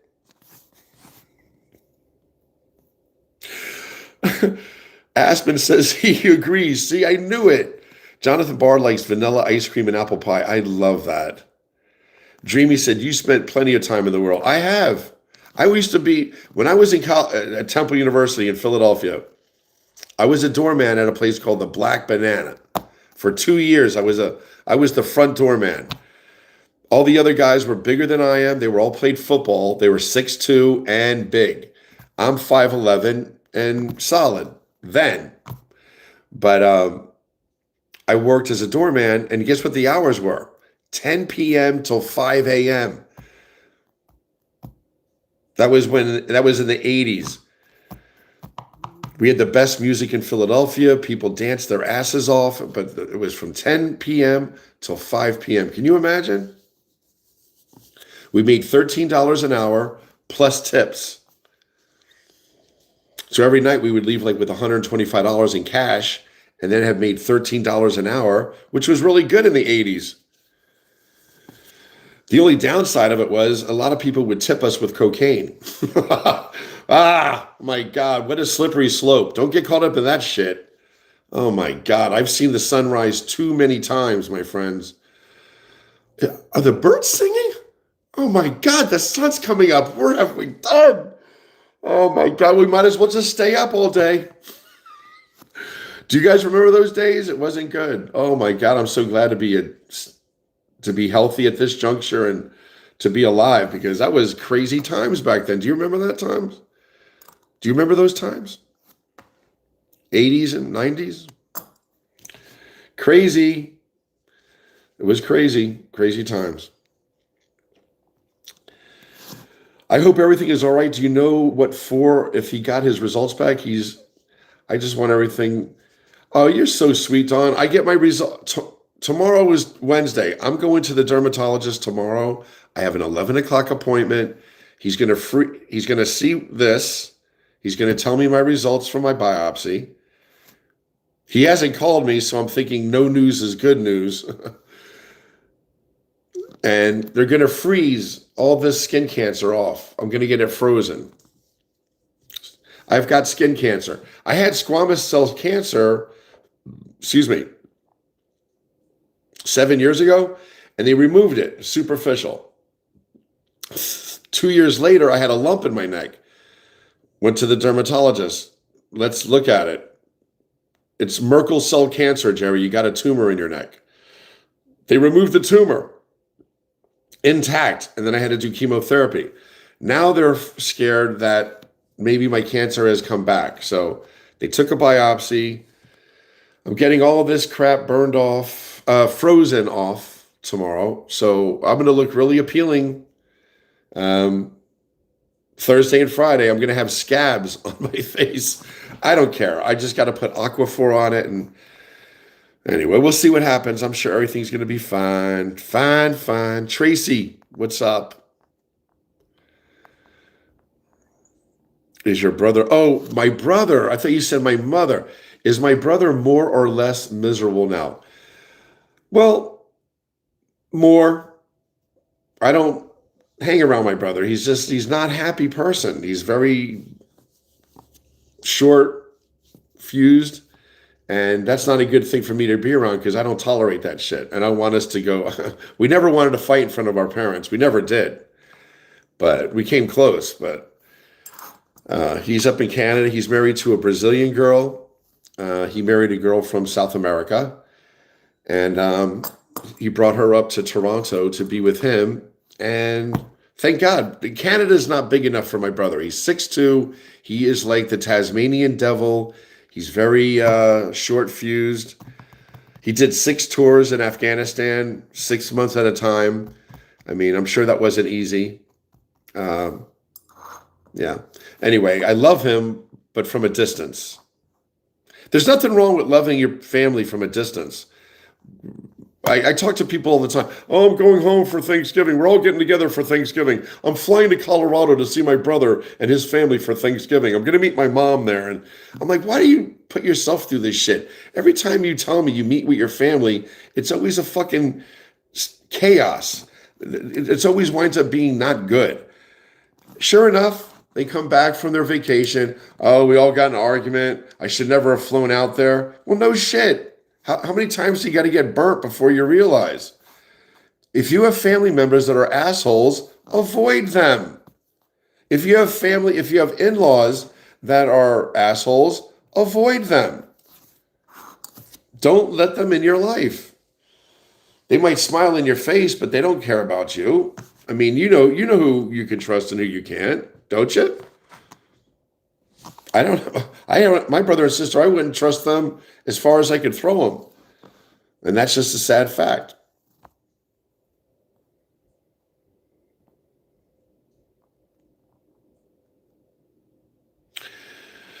Frugalinista, where is Ross? Is that a store? Thank you, Turtle Original Army. Robert Reitzik, he's playing horseshoes, but you think you're playing horseshoes with a bunch of guys. It's like this rugged group. They're drinking beer, smoking cigars, eating peanuts with the shell still on them, right? Just being his horseshoe is Tuesday. He's making everybody an apple pie. That's like the nicest group of guys I've ever played horseshoes with, if they're all going to enjoy apple pie. Oh my God. When I was in a horseshoe league, it was all about eating wings and drinking pitchers of beer. But Rough to the Rescue says, today is Senior Citizen Discount Day at Walgreens. First Tuesday every month. So Rough to the Rescue, what do you purchase at Walgreens? Is that your shampoo? What do you get there? I like Walgreens. I usually buy my Clear Eye I get Clear Eye from Walgreens, which I'm happy. I thought that Clear Eye, Visine, Clear Eye, changed their packaging. They did. They put it in a round tube. I think I wasn't the only person that was upset. Now they put it back in the classic teardrop bottle that looks like a teardrop. Media Nancy says she does the same thing as I do. She likes to leave the house just after 10 a.m. and be home by 3 p.m. She doesn't want to be out during rush hour, nor should we. We're all getting older. I don't go out at that time. I don't want to leave the house at 8. When I substitute teach, I got to leave the house. I leave at like 10 of 8. I got to be there at 8. It's not far away. But the traffic in the morning, people are just in another world. So I like avoiding traffic. I like being out between 10 a.m. and 3 p.m. That is it. That is it.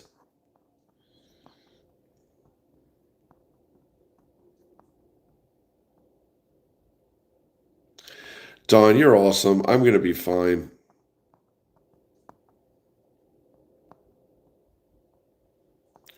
Yeah, I'm Gerard. My brother is Thomas. So we grew up, everybody called us Tom and Jerry.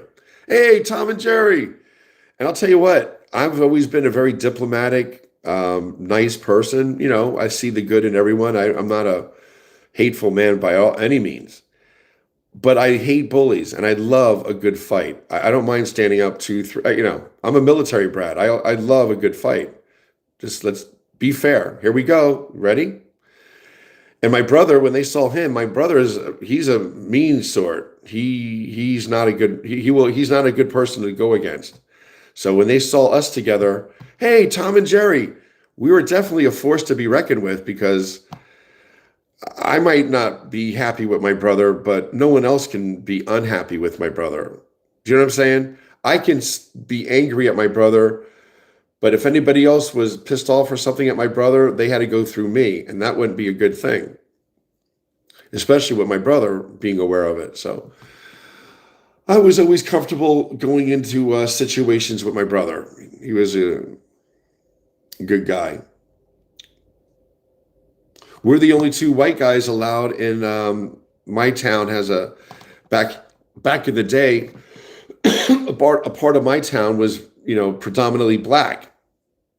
It was called the Gardens, and it was base housing that had been given to the township. And sadly, back in the 70s and 80s, it was predominantly black because it was poor housing. It's not fair. It's not right. But, that's where most of my friends from high school lived because it was affordable. So my brother and I were the only two white guys allowed in that black neighborhood. Tom and Jerry, I used to sit on the front porch and talk to my friends' moms. There'd be like 3, 4 women on the porch and then me. I used to love talking to them. I'd be on the porch with my friends, their moms. My brother would be upstairs, getting what he wanted or whatever he was doing. I wasn't smoking at that time, and I would sit on the front porch and talk to their moms. I had a nice rapport with their moms. I liked their moms. Jerry, get on over here and sit with us. How's she doing? How's your mom? Oh, Lord.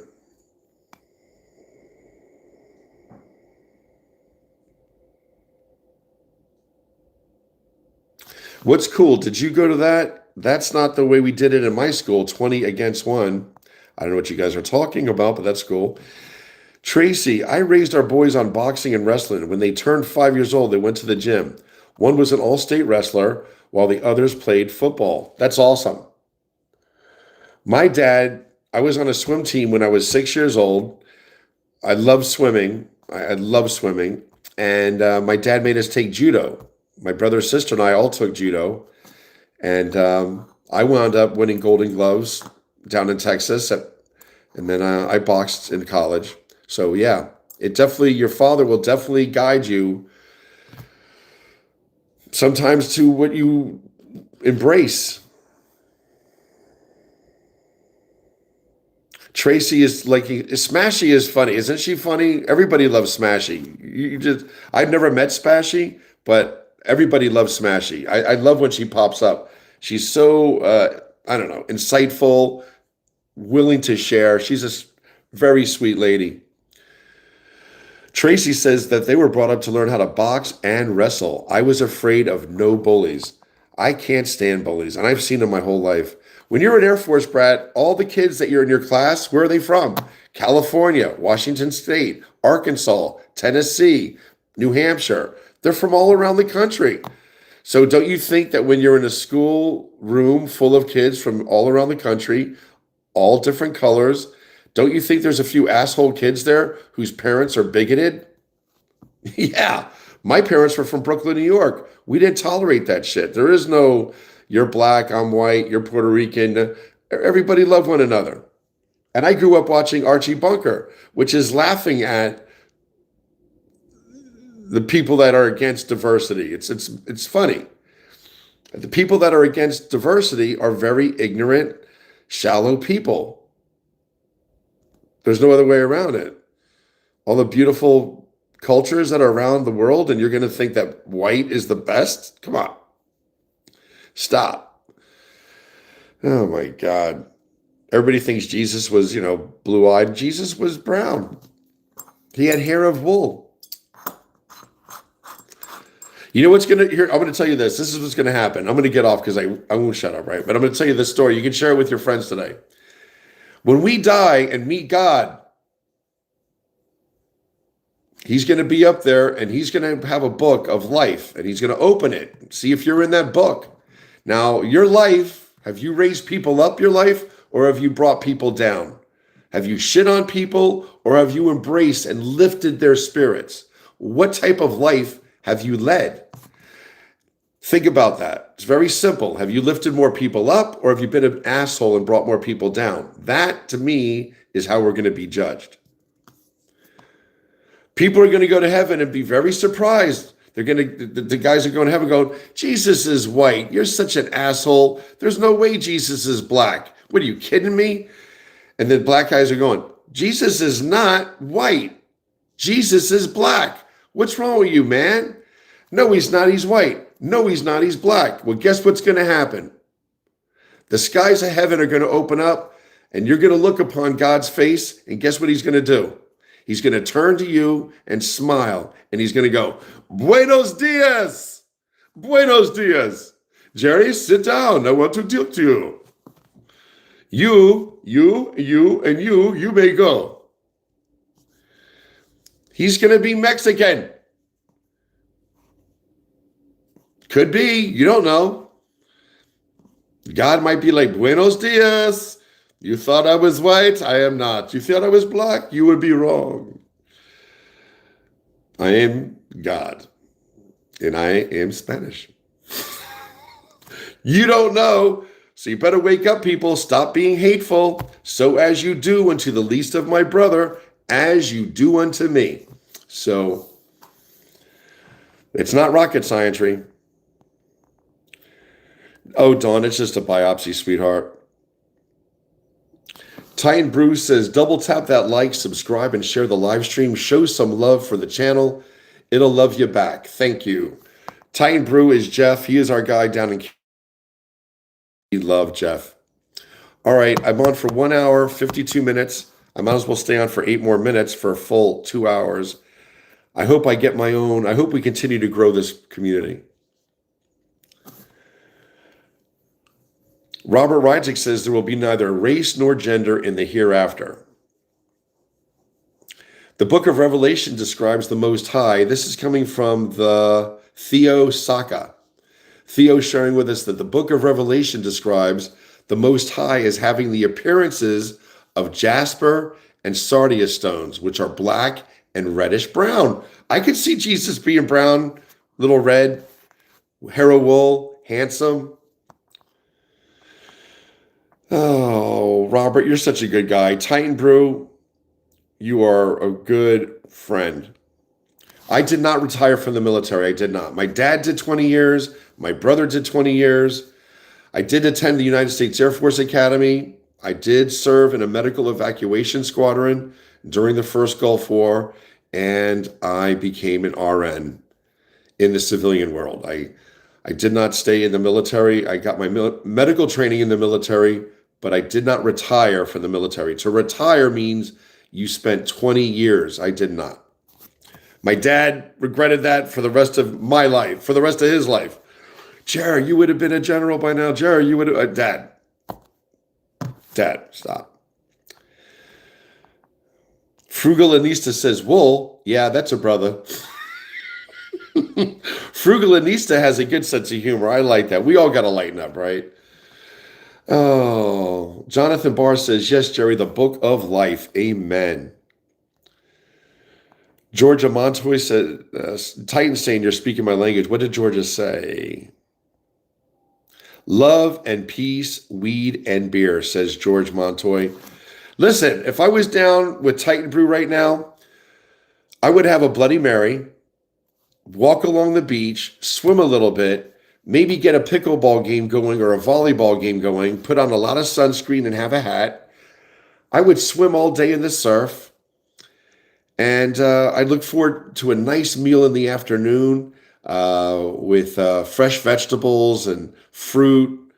And I think, that's what I would be in Florida. And Titan Brew, which is Jeff, he's telling George Montoya, who said, love and peace, weed and beer. That's the way to go. And you know what? That's a nice day, right? I'm not a beer drinker during the day. I just can't. I'll wind up taking a nap. But you got to wait till noon. You got to wait till noon. Robert Reitzik says, I worked in the woods. I had to convince my dad to allow me to do summer practices for football. Smashy was saying thank you about us talking about her and her wonderful personality. It's funny how you can read people with their responses on here, right? Smashy is a nice lady. And Titan, he's a remarkable guy.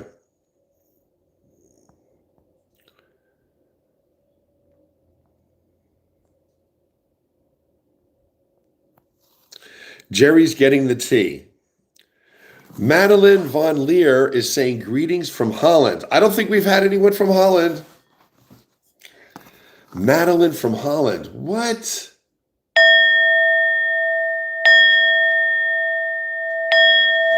Madeline from Holland. Thank you for joining us in our little community. We have people from the Netherlands, Denmark, the United Kingdom, Ireland, Canada, and now we have Holland. We just had someone join us today from Switzerland. So we have a very diverse group here. Wow, he was actually in combat post on 9/11. That must have been hard. My brother was he served his country. My brother did. My brother was a flight engineer. My brother was a flight mechanic, then became a loadmaster, and then became a flight engineer, third man in the cockpit, which before computers, the flight engineer would tell the pilot how high they could fly and how long they could fly at that altitude before they could continue going higher in altitude, because the pilot knows how to fly the plane, but the flight engineer is responsible for it getting to its destination. So if you're loaded with a lot of cargo and troops, and you take off and you're flying from New Jersey to Germany, and halfway across the Atlantic, the pilot says, "Hey, I want to go up to 35,000 feet. The flight engineer says, "Hold on, sir, hold on." He does a configuration. What's the weight of the aircraft? What is the headwind? What's the distance to the destination? All these things have to be configured, because if the plane is heavy with fuel and supplies, and the pilot goes too high too quickly with a very heavy aircraft, he'll burn off too much fuel and he'll never make his destination. So the flight engineer is responsible to tell the pilot, "Hey, listen, sir, we could go up to 35,000 feet, but you got to wait 28 more minutes until we burn off, a few hundred pounds of fuel, and then we can get to that altitude, because we want to make our destination." So I was always proud of that. My brother was a good guy. He's not dumb. Joe Moss says, "Good morning, Jerry. Hope you're well. I've still got a big plate of fish and chips with your name waiting for you in London." Do you know how exciting that is to me? A big trip to me is going down to the Jersey Shore for the day, or going into Philadelphia. That's how exciting my life is. So to be invited to someone's home in London, well, he's invited me to have fish and chips. I'm sure I could find a B&B. In fact, I would like to have my own little B&B. I'm sure I could find a nice little place to stay in London.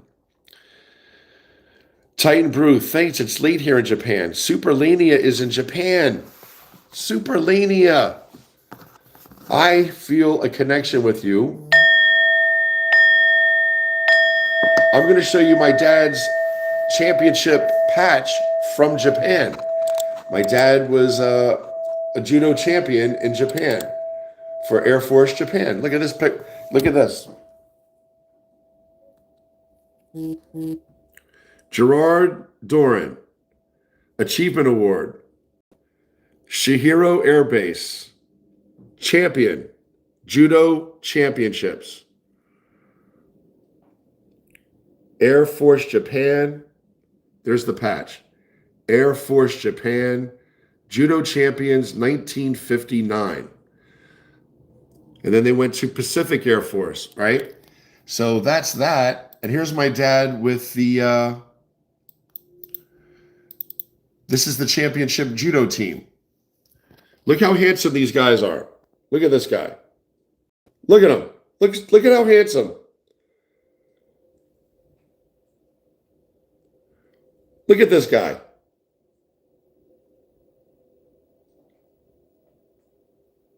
There's my dad. There's my dad. But what a handsome group of guys, ahead of their time. Ahead of their time. You think Conor McGregor started the badass movement? No, these guys did. These were your first badass. Don't fuck with these guys. They will look at this handsome guy. Look at him. And there's my dad. Pretty cool, right? So that was my dad on the championship judo team. So the fact that Superlania is from Japan and she has a Japanese flag next to her name, it makes me feel good. I feel like I have a connection because my dad was stationed in Japan and I'm proud of his accomplishments, my father.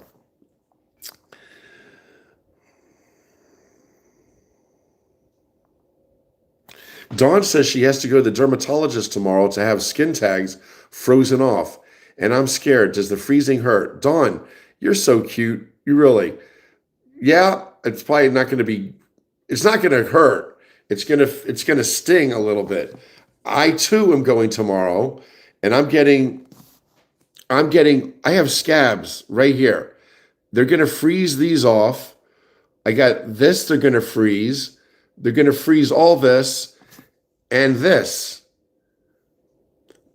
Maybe here too, they're going to freeze this. But anyway, the reason they're going to freeze it is because summer is upon us. You can't put Effudex on your face. It's going to burn it. And you can't go out in the sun at all. When you use Effudex, when you go out in the sun, you make it worse. So the reason we're getting our faces frozen tomorrow, you and I, is to remove these cancers, but they freeze them. And it'll turn into a scab, and then it'll fall off. Jerry, how did you get certified to substitute teach? You go through an agency, they do a background check, they look at your transcripts. You got to provide them with, all the shit that you need to provide, your college degree, your credits earned. And then they do an elder and child abuse. Have you ever abused anybody? So you get a substitute teacher's certification.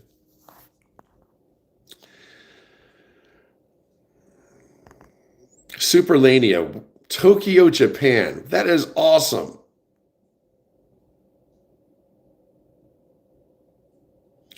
Dreamy Wilder says, if you think you're enlightened, this is a quote by Ram Dass. I guess he's a philosopher. And Dream Wilder is sharing, if you think you're enlightened, spend a week with your family. Try maintaining your patience with siblings who are assholes. Rough to the Rescue goes to Walgreens to buy anything sugar-free. Oh, sugar-free Red Bull. We all cuss as we eat the pie. That's so funny.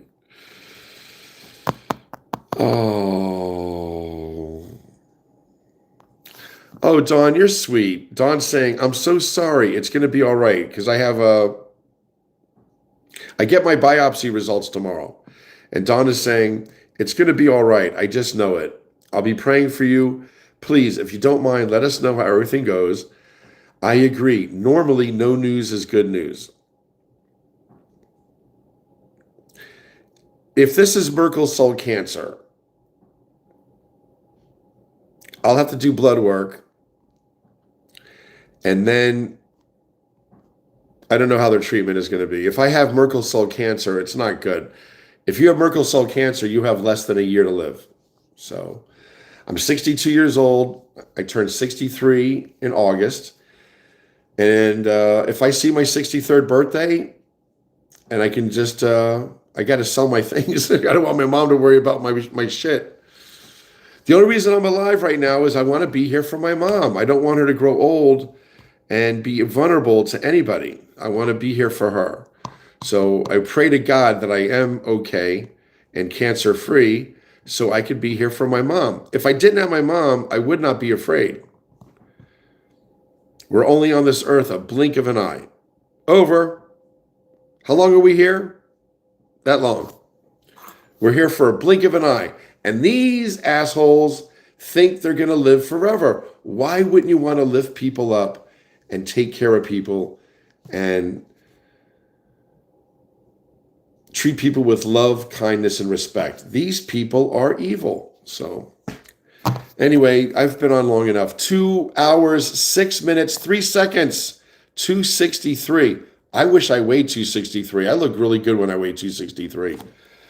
Anyway, I've been on for 2 hours, 6 minutes, and 3 seconds. And I'm going to say goodbye to you guys now. Take care, Robert Rydzik. Jonathan Barr, I love you. Tracy, Christian Orico, Sweet Bianca. Sweet Bianca is our girlfriend in the Netherlands. She is from Viking royalty. She is a Viking princess. Her family were warriors. No, she's our Viking girl. Sweet Bianca. She can use a sword, but she still has long blonde hair. She's like a princess, and she'll just jack you up. Wow! So Sweet Bianca is definitely from Netherlands, and that was the home of the Vikings. And we have Netherlands, Holland, and Sweet Bianca is saying they call north of Holland, Holland, but the Netherlands is the proper word for the whole country. So why would they say they were from Holland then, Bianca? Because they were from North Holland? North Netherlands? I don't know. Joe Ma is saying Britain has a far-right organization who want all illegal immigration out.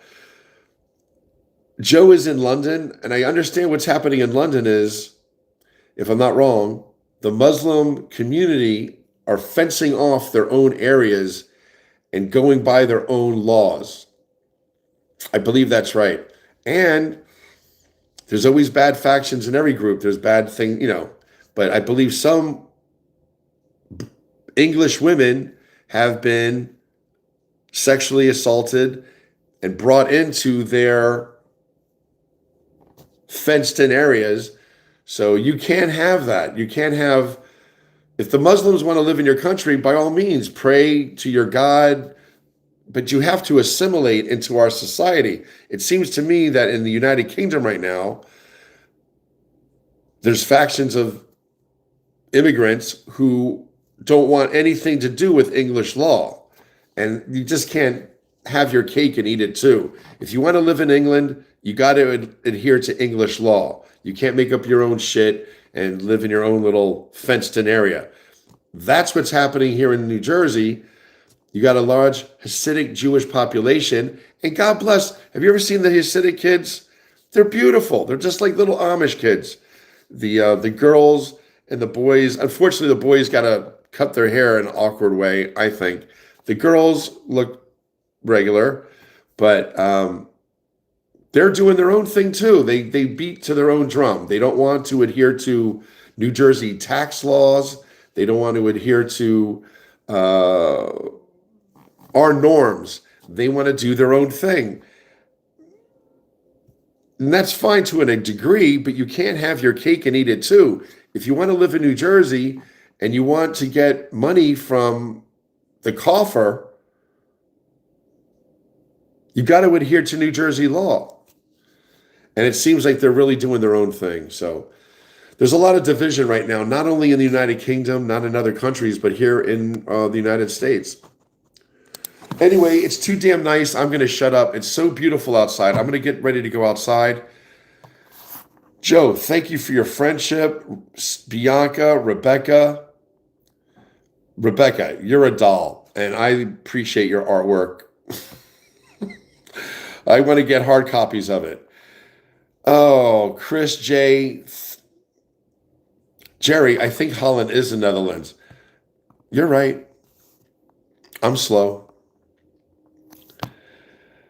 Oh. Joe says, unfortunately, we have many students who have high education, and there's just no work here unless you're in the service industry. Our taxes are very high, especially real estate taxes. Taxes are a pain in the ass anywhere, but real estate taxes, that's a... Imagine this neighborhood, taxes are $11,000 a year. That's why I think I'm going to live in a tiny van and travel around Ireland. That's going to be my thing. I'm going to live in a tiny van. I'm going to travel around Ireland and be the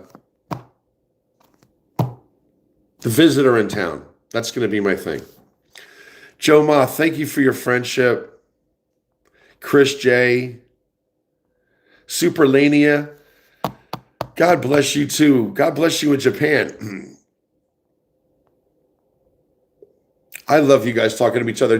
Rough to the Rescue is so funny. She's like, Joe, why isn't Britain Great Britain anymore? Why do they call it Britain anymore? That's a good question. Why?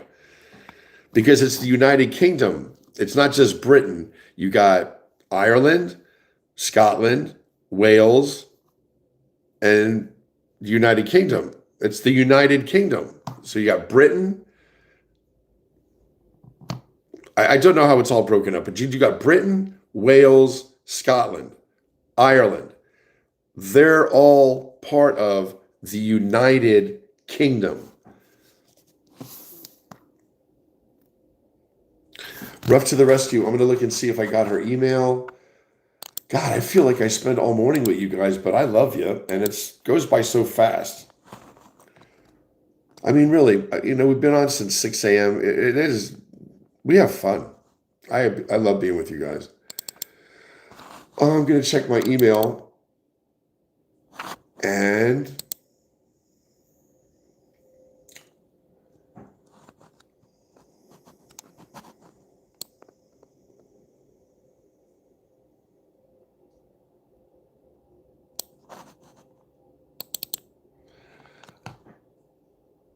I'm getting invited to do another voiceover. I only did one. It's a 90-minute workshop. They're having an event on June 13th via Zoom. There's a fee, though. I guess everybody's trying to make their money. I wouldn't mind doing voiceover work. Talk about an easy job. I don't see Rough to the Rescue's email. Is it under Rough to the Rescue, sweetheart? Rough to the Rescue. Christine Roughcar. There she is. I did get your email, Christine. I did read that this morning. You're very, very sweet. And God, you are a blessing. Everybody's happy that you're on this platform.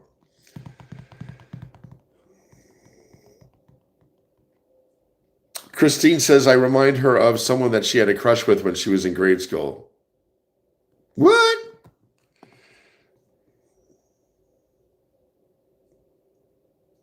Yes, I'll pass your number along. You guys are awesome. Christina Roughcar, you are a sweetheart. Oh. Unfortunately, Britain ain't great anymore. I was only in for 6 years. 92 to 98. 91 to 98. Theo Saki says I miss the Jersey Shore, Jerry. I'm from North Jersey, Bergen County. The Bulldog of Bergen. James Braddock. Right? James Braddock. Cinderella Man. You should be proud to be from Bergen County. And I guess there's not good beaches up there in Bergen County. Come down and enjoy us in Long Beach Island, Island Beach State Park. Christian Arico says, you can come to Australia, Jerry. I'm sure you'll fit right in, as we need more friendly people at the moment. Christian Arico, I would go. I am terrified at your alligators or your crocodiles there. And in Australia, everything there can kill you. There's spiders, there's lizards and snakes. Oh my God. I would definitely want to be in a place where they don't roam free. I guess Sydney, I'd go to Sydney.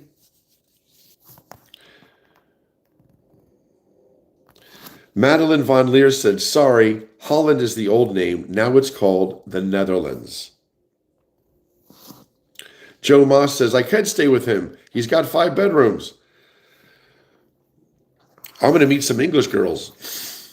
Joe, Joe, do you have a lot of...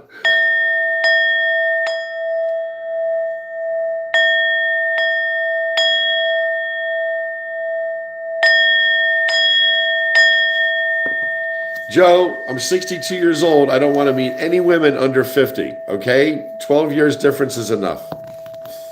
If I happen to come, I would love to go to London. I really would.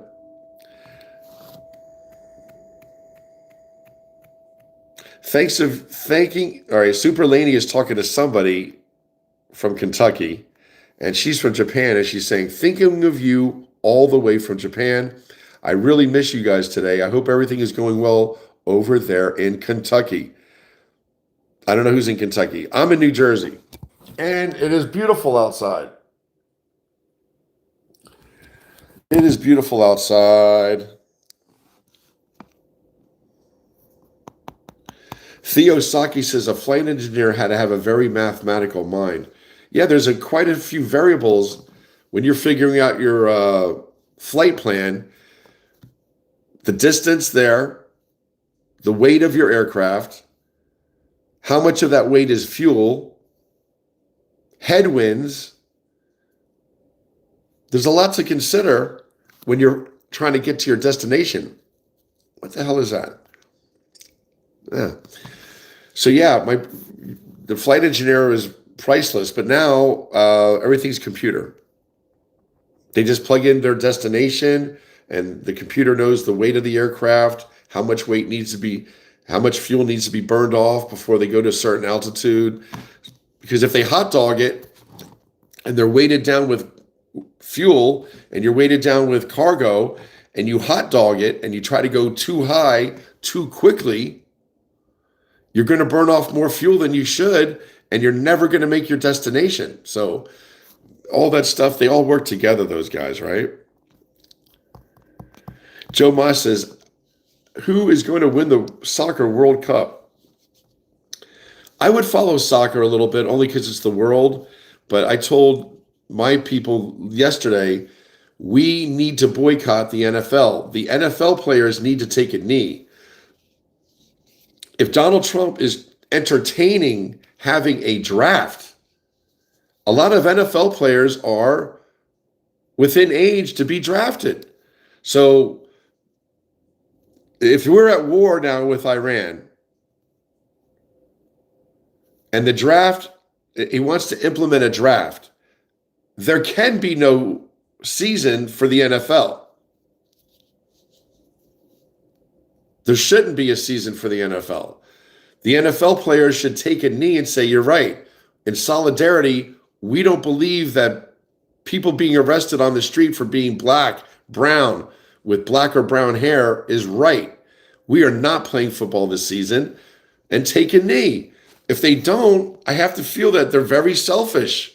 I mean, the guys are each making $1 million, a few $1 million. They can't take a knee for a season and force action against this guy.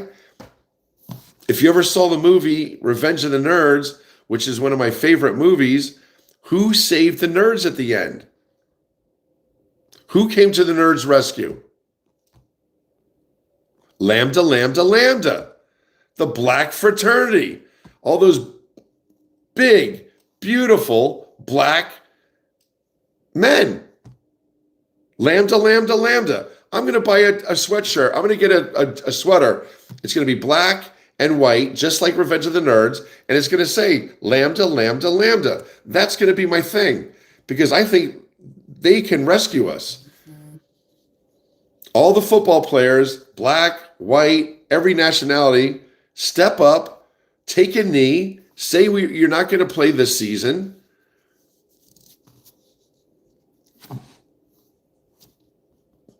Make that decision as a team and step down. Boycott this season. No one cares about football. And I can't. Not when people are being arrested on the street and thrown into cages. You're going to really worry about who won a football game? How many yards they ran? How many touchdowns? I could give a shit. That's just me. I don't think we should even be worried about a football season. But I would follow soccer in a very indirect way. Christian Arico from Australia. All right, you guys, I always say I'm going to go. I always say I'm going to go, and I never do. I keep talking and talking. Joe Ma agrees with me. Sprint in the sky, you're cool. Stacy Stoltz. The NFL football teams make so much money. And the NFL, you should all be disgusted how they use the military. Ladies and gentlemen, the national anthem. And they got, firemen and military members all standing out in the field holding a flag. Stop it. Stop it. Stop it. Stop using the military, you NFL, to make everybody feel warm and fuzzy about a war that we shouldn't be in and about a game that isn't as important as you think it is.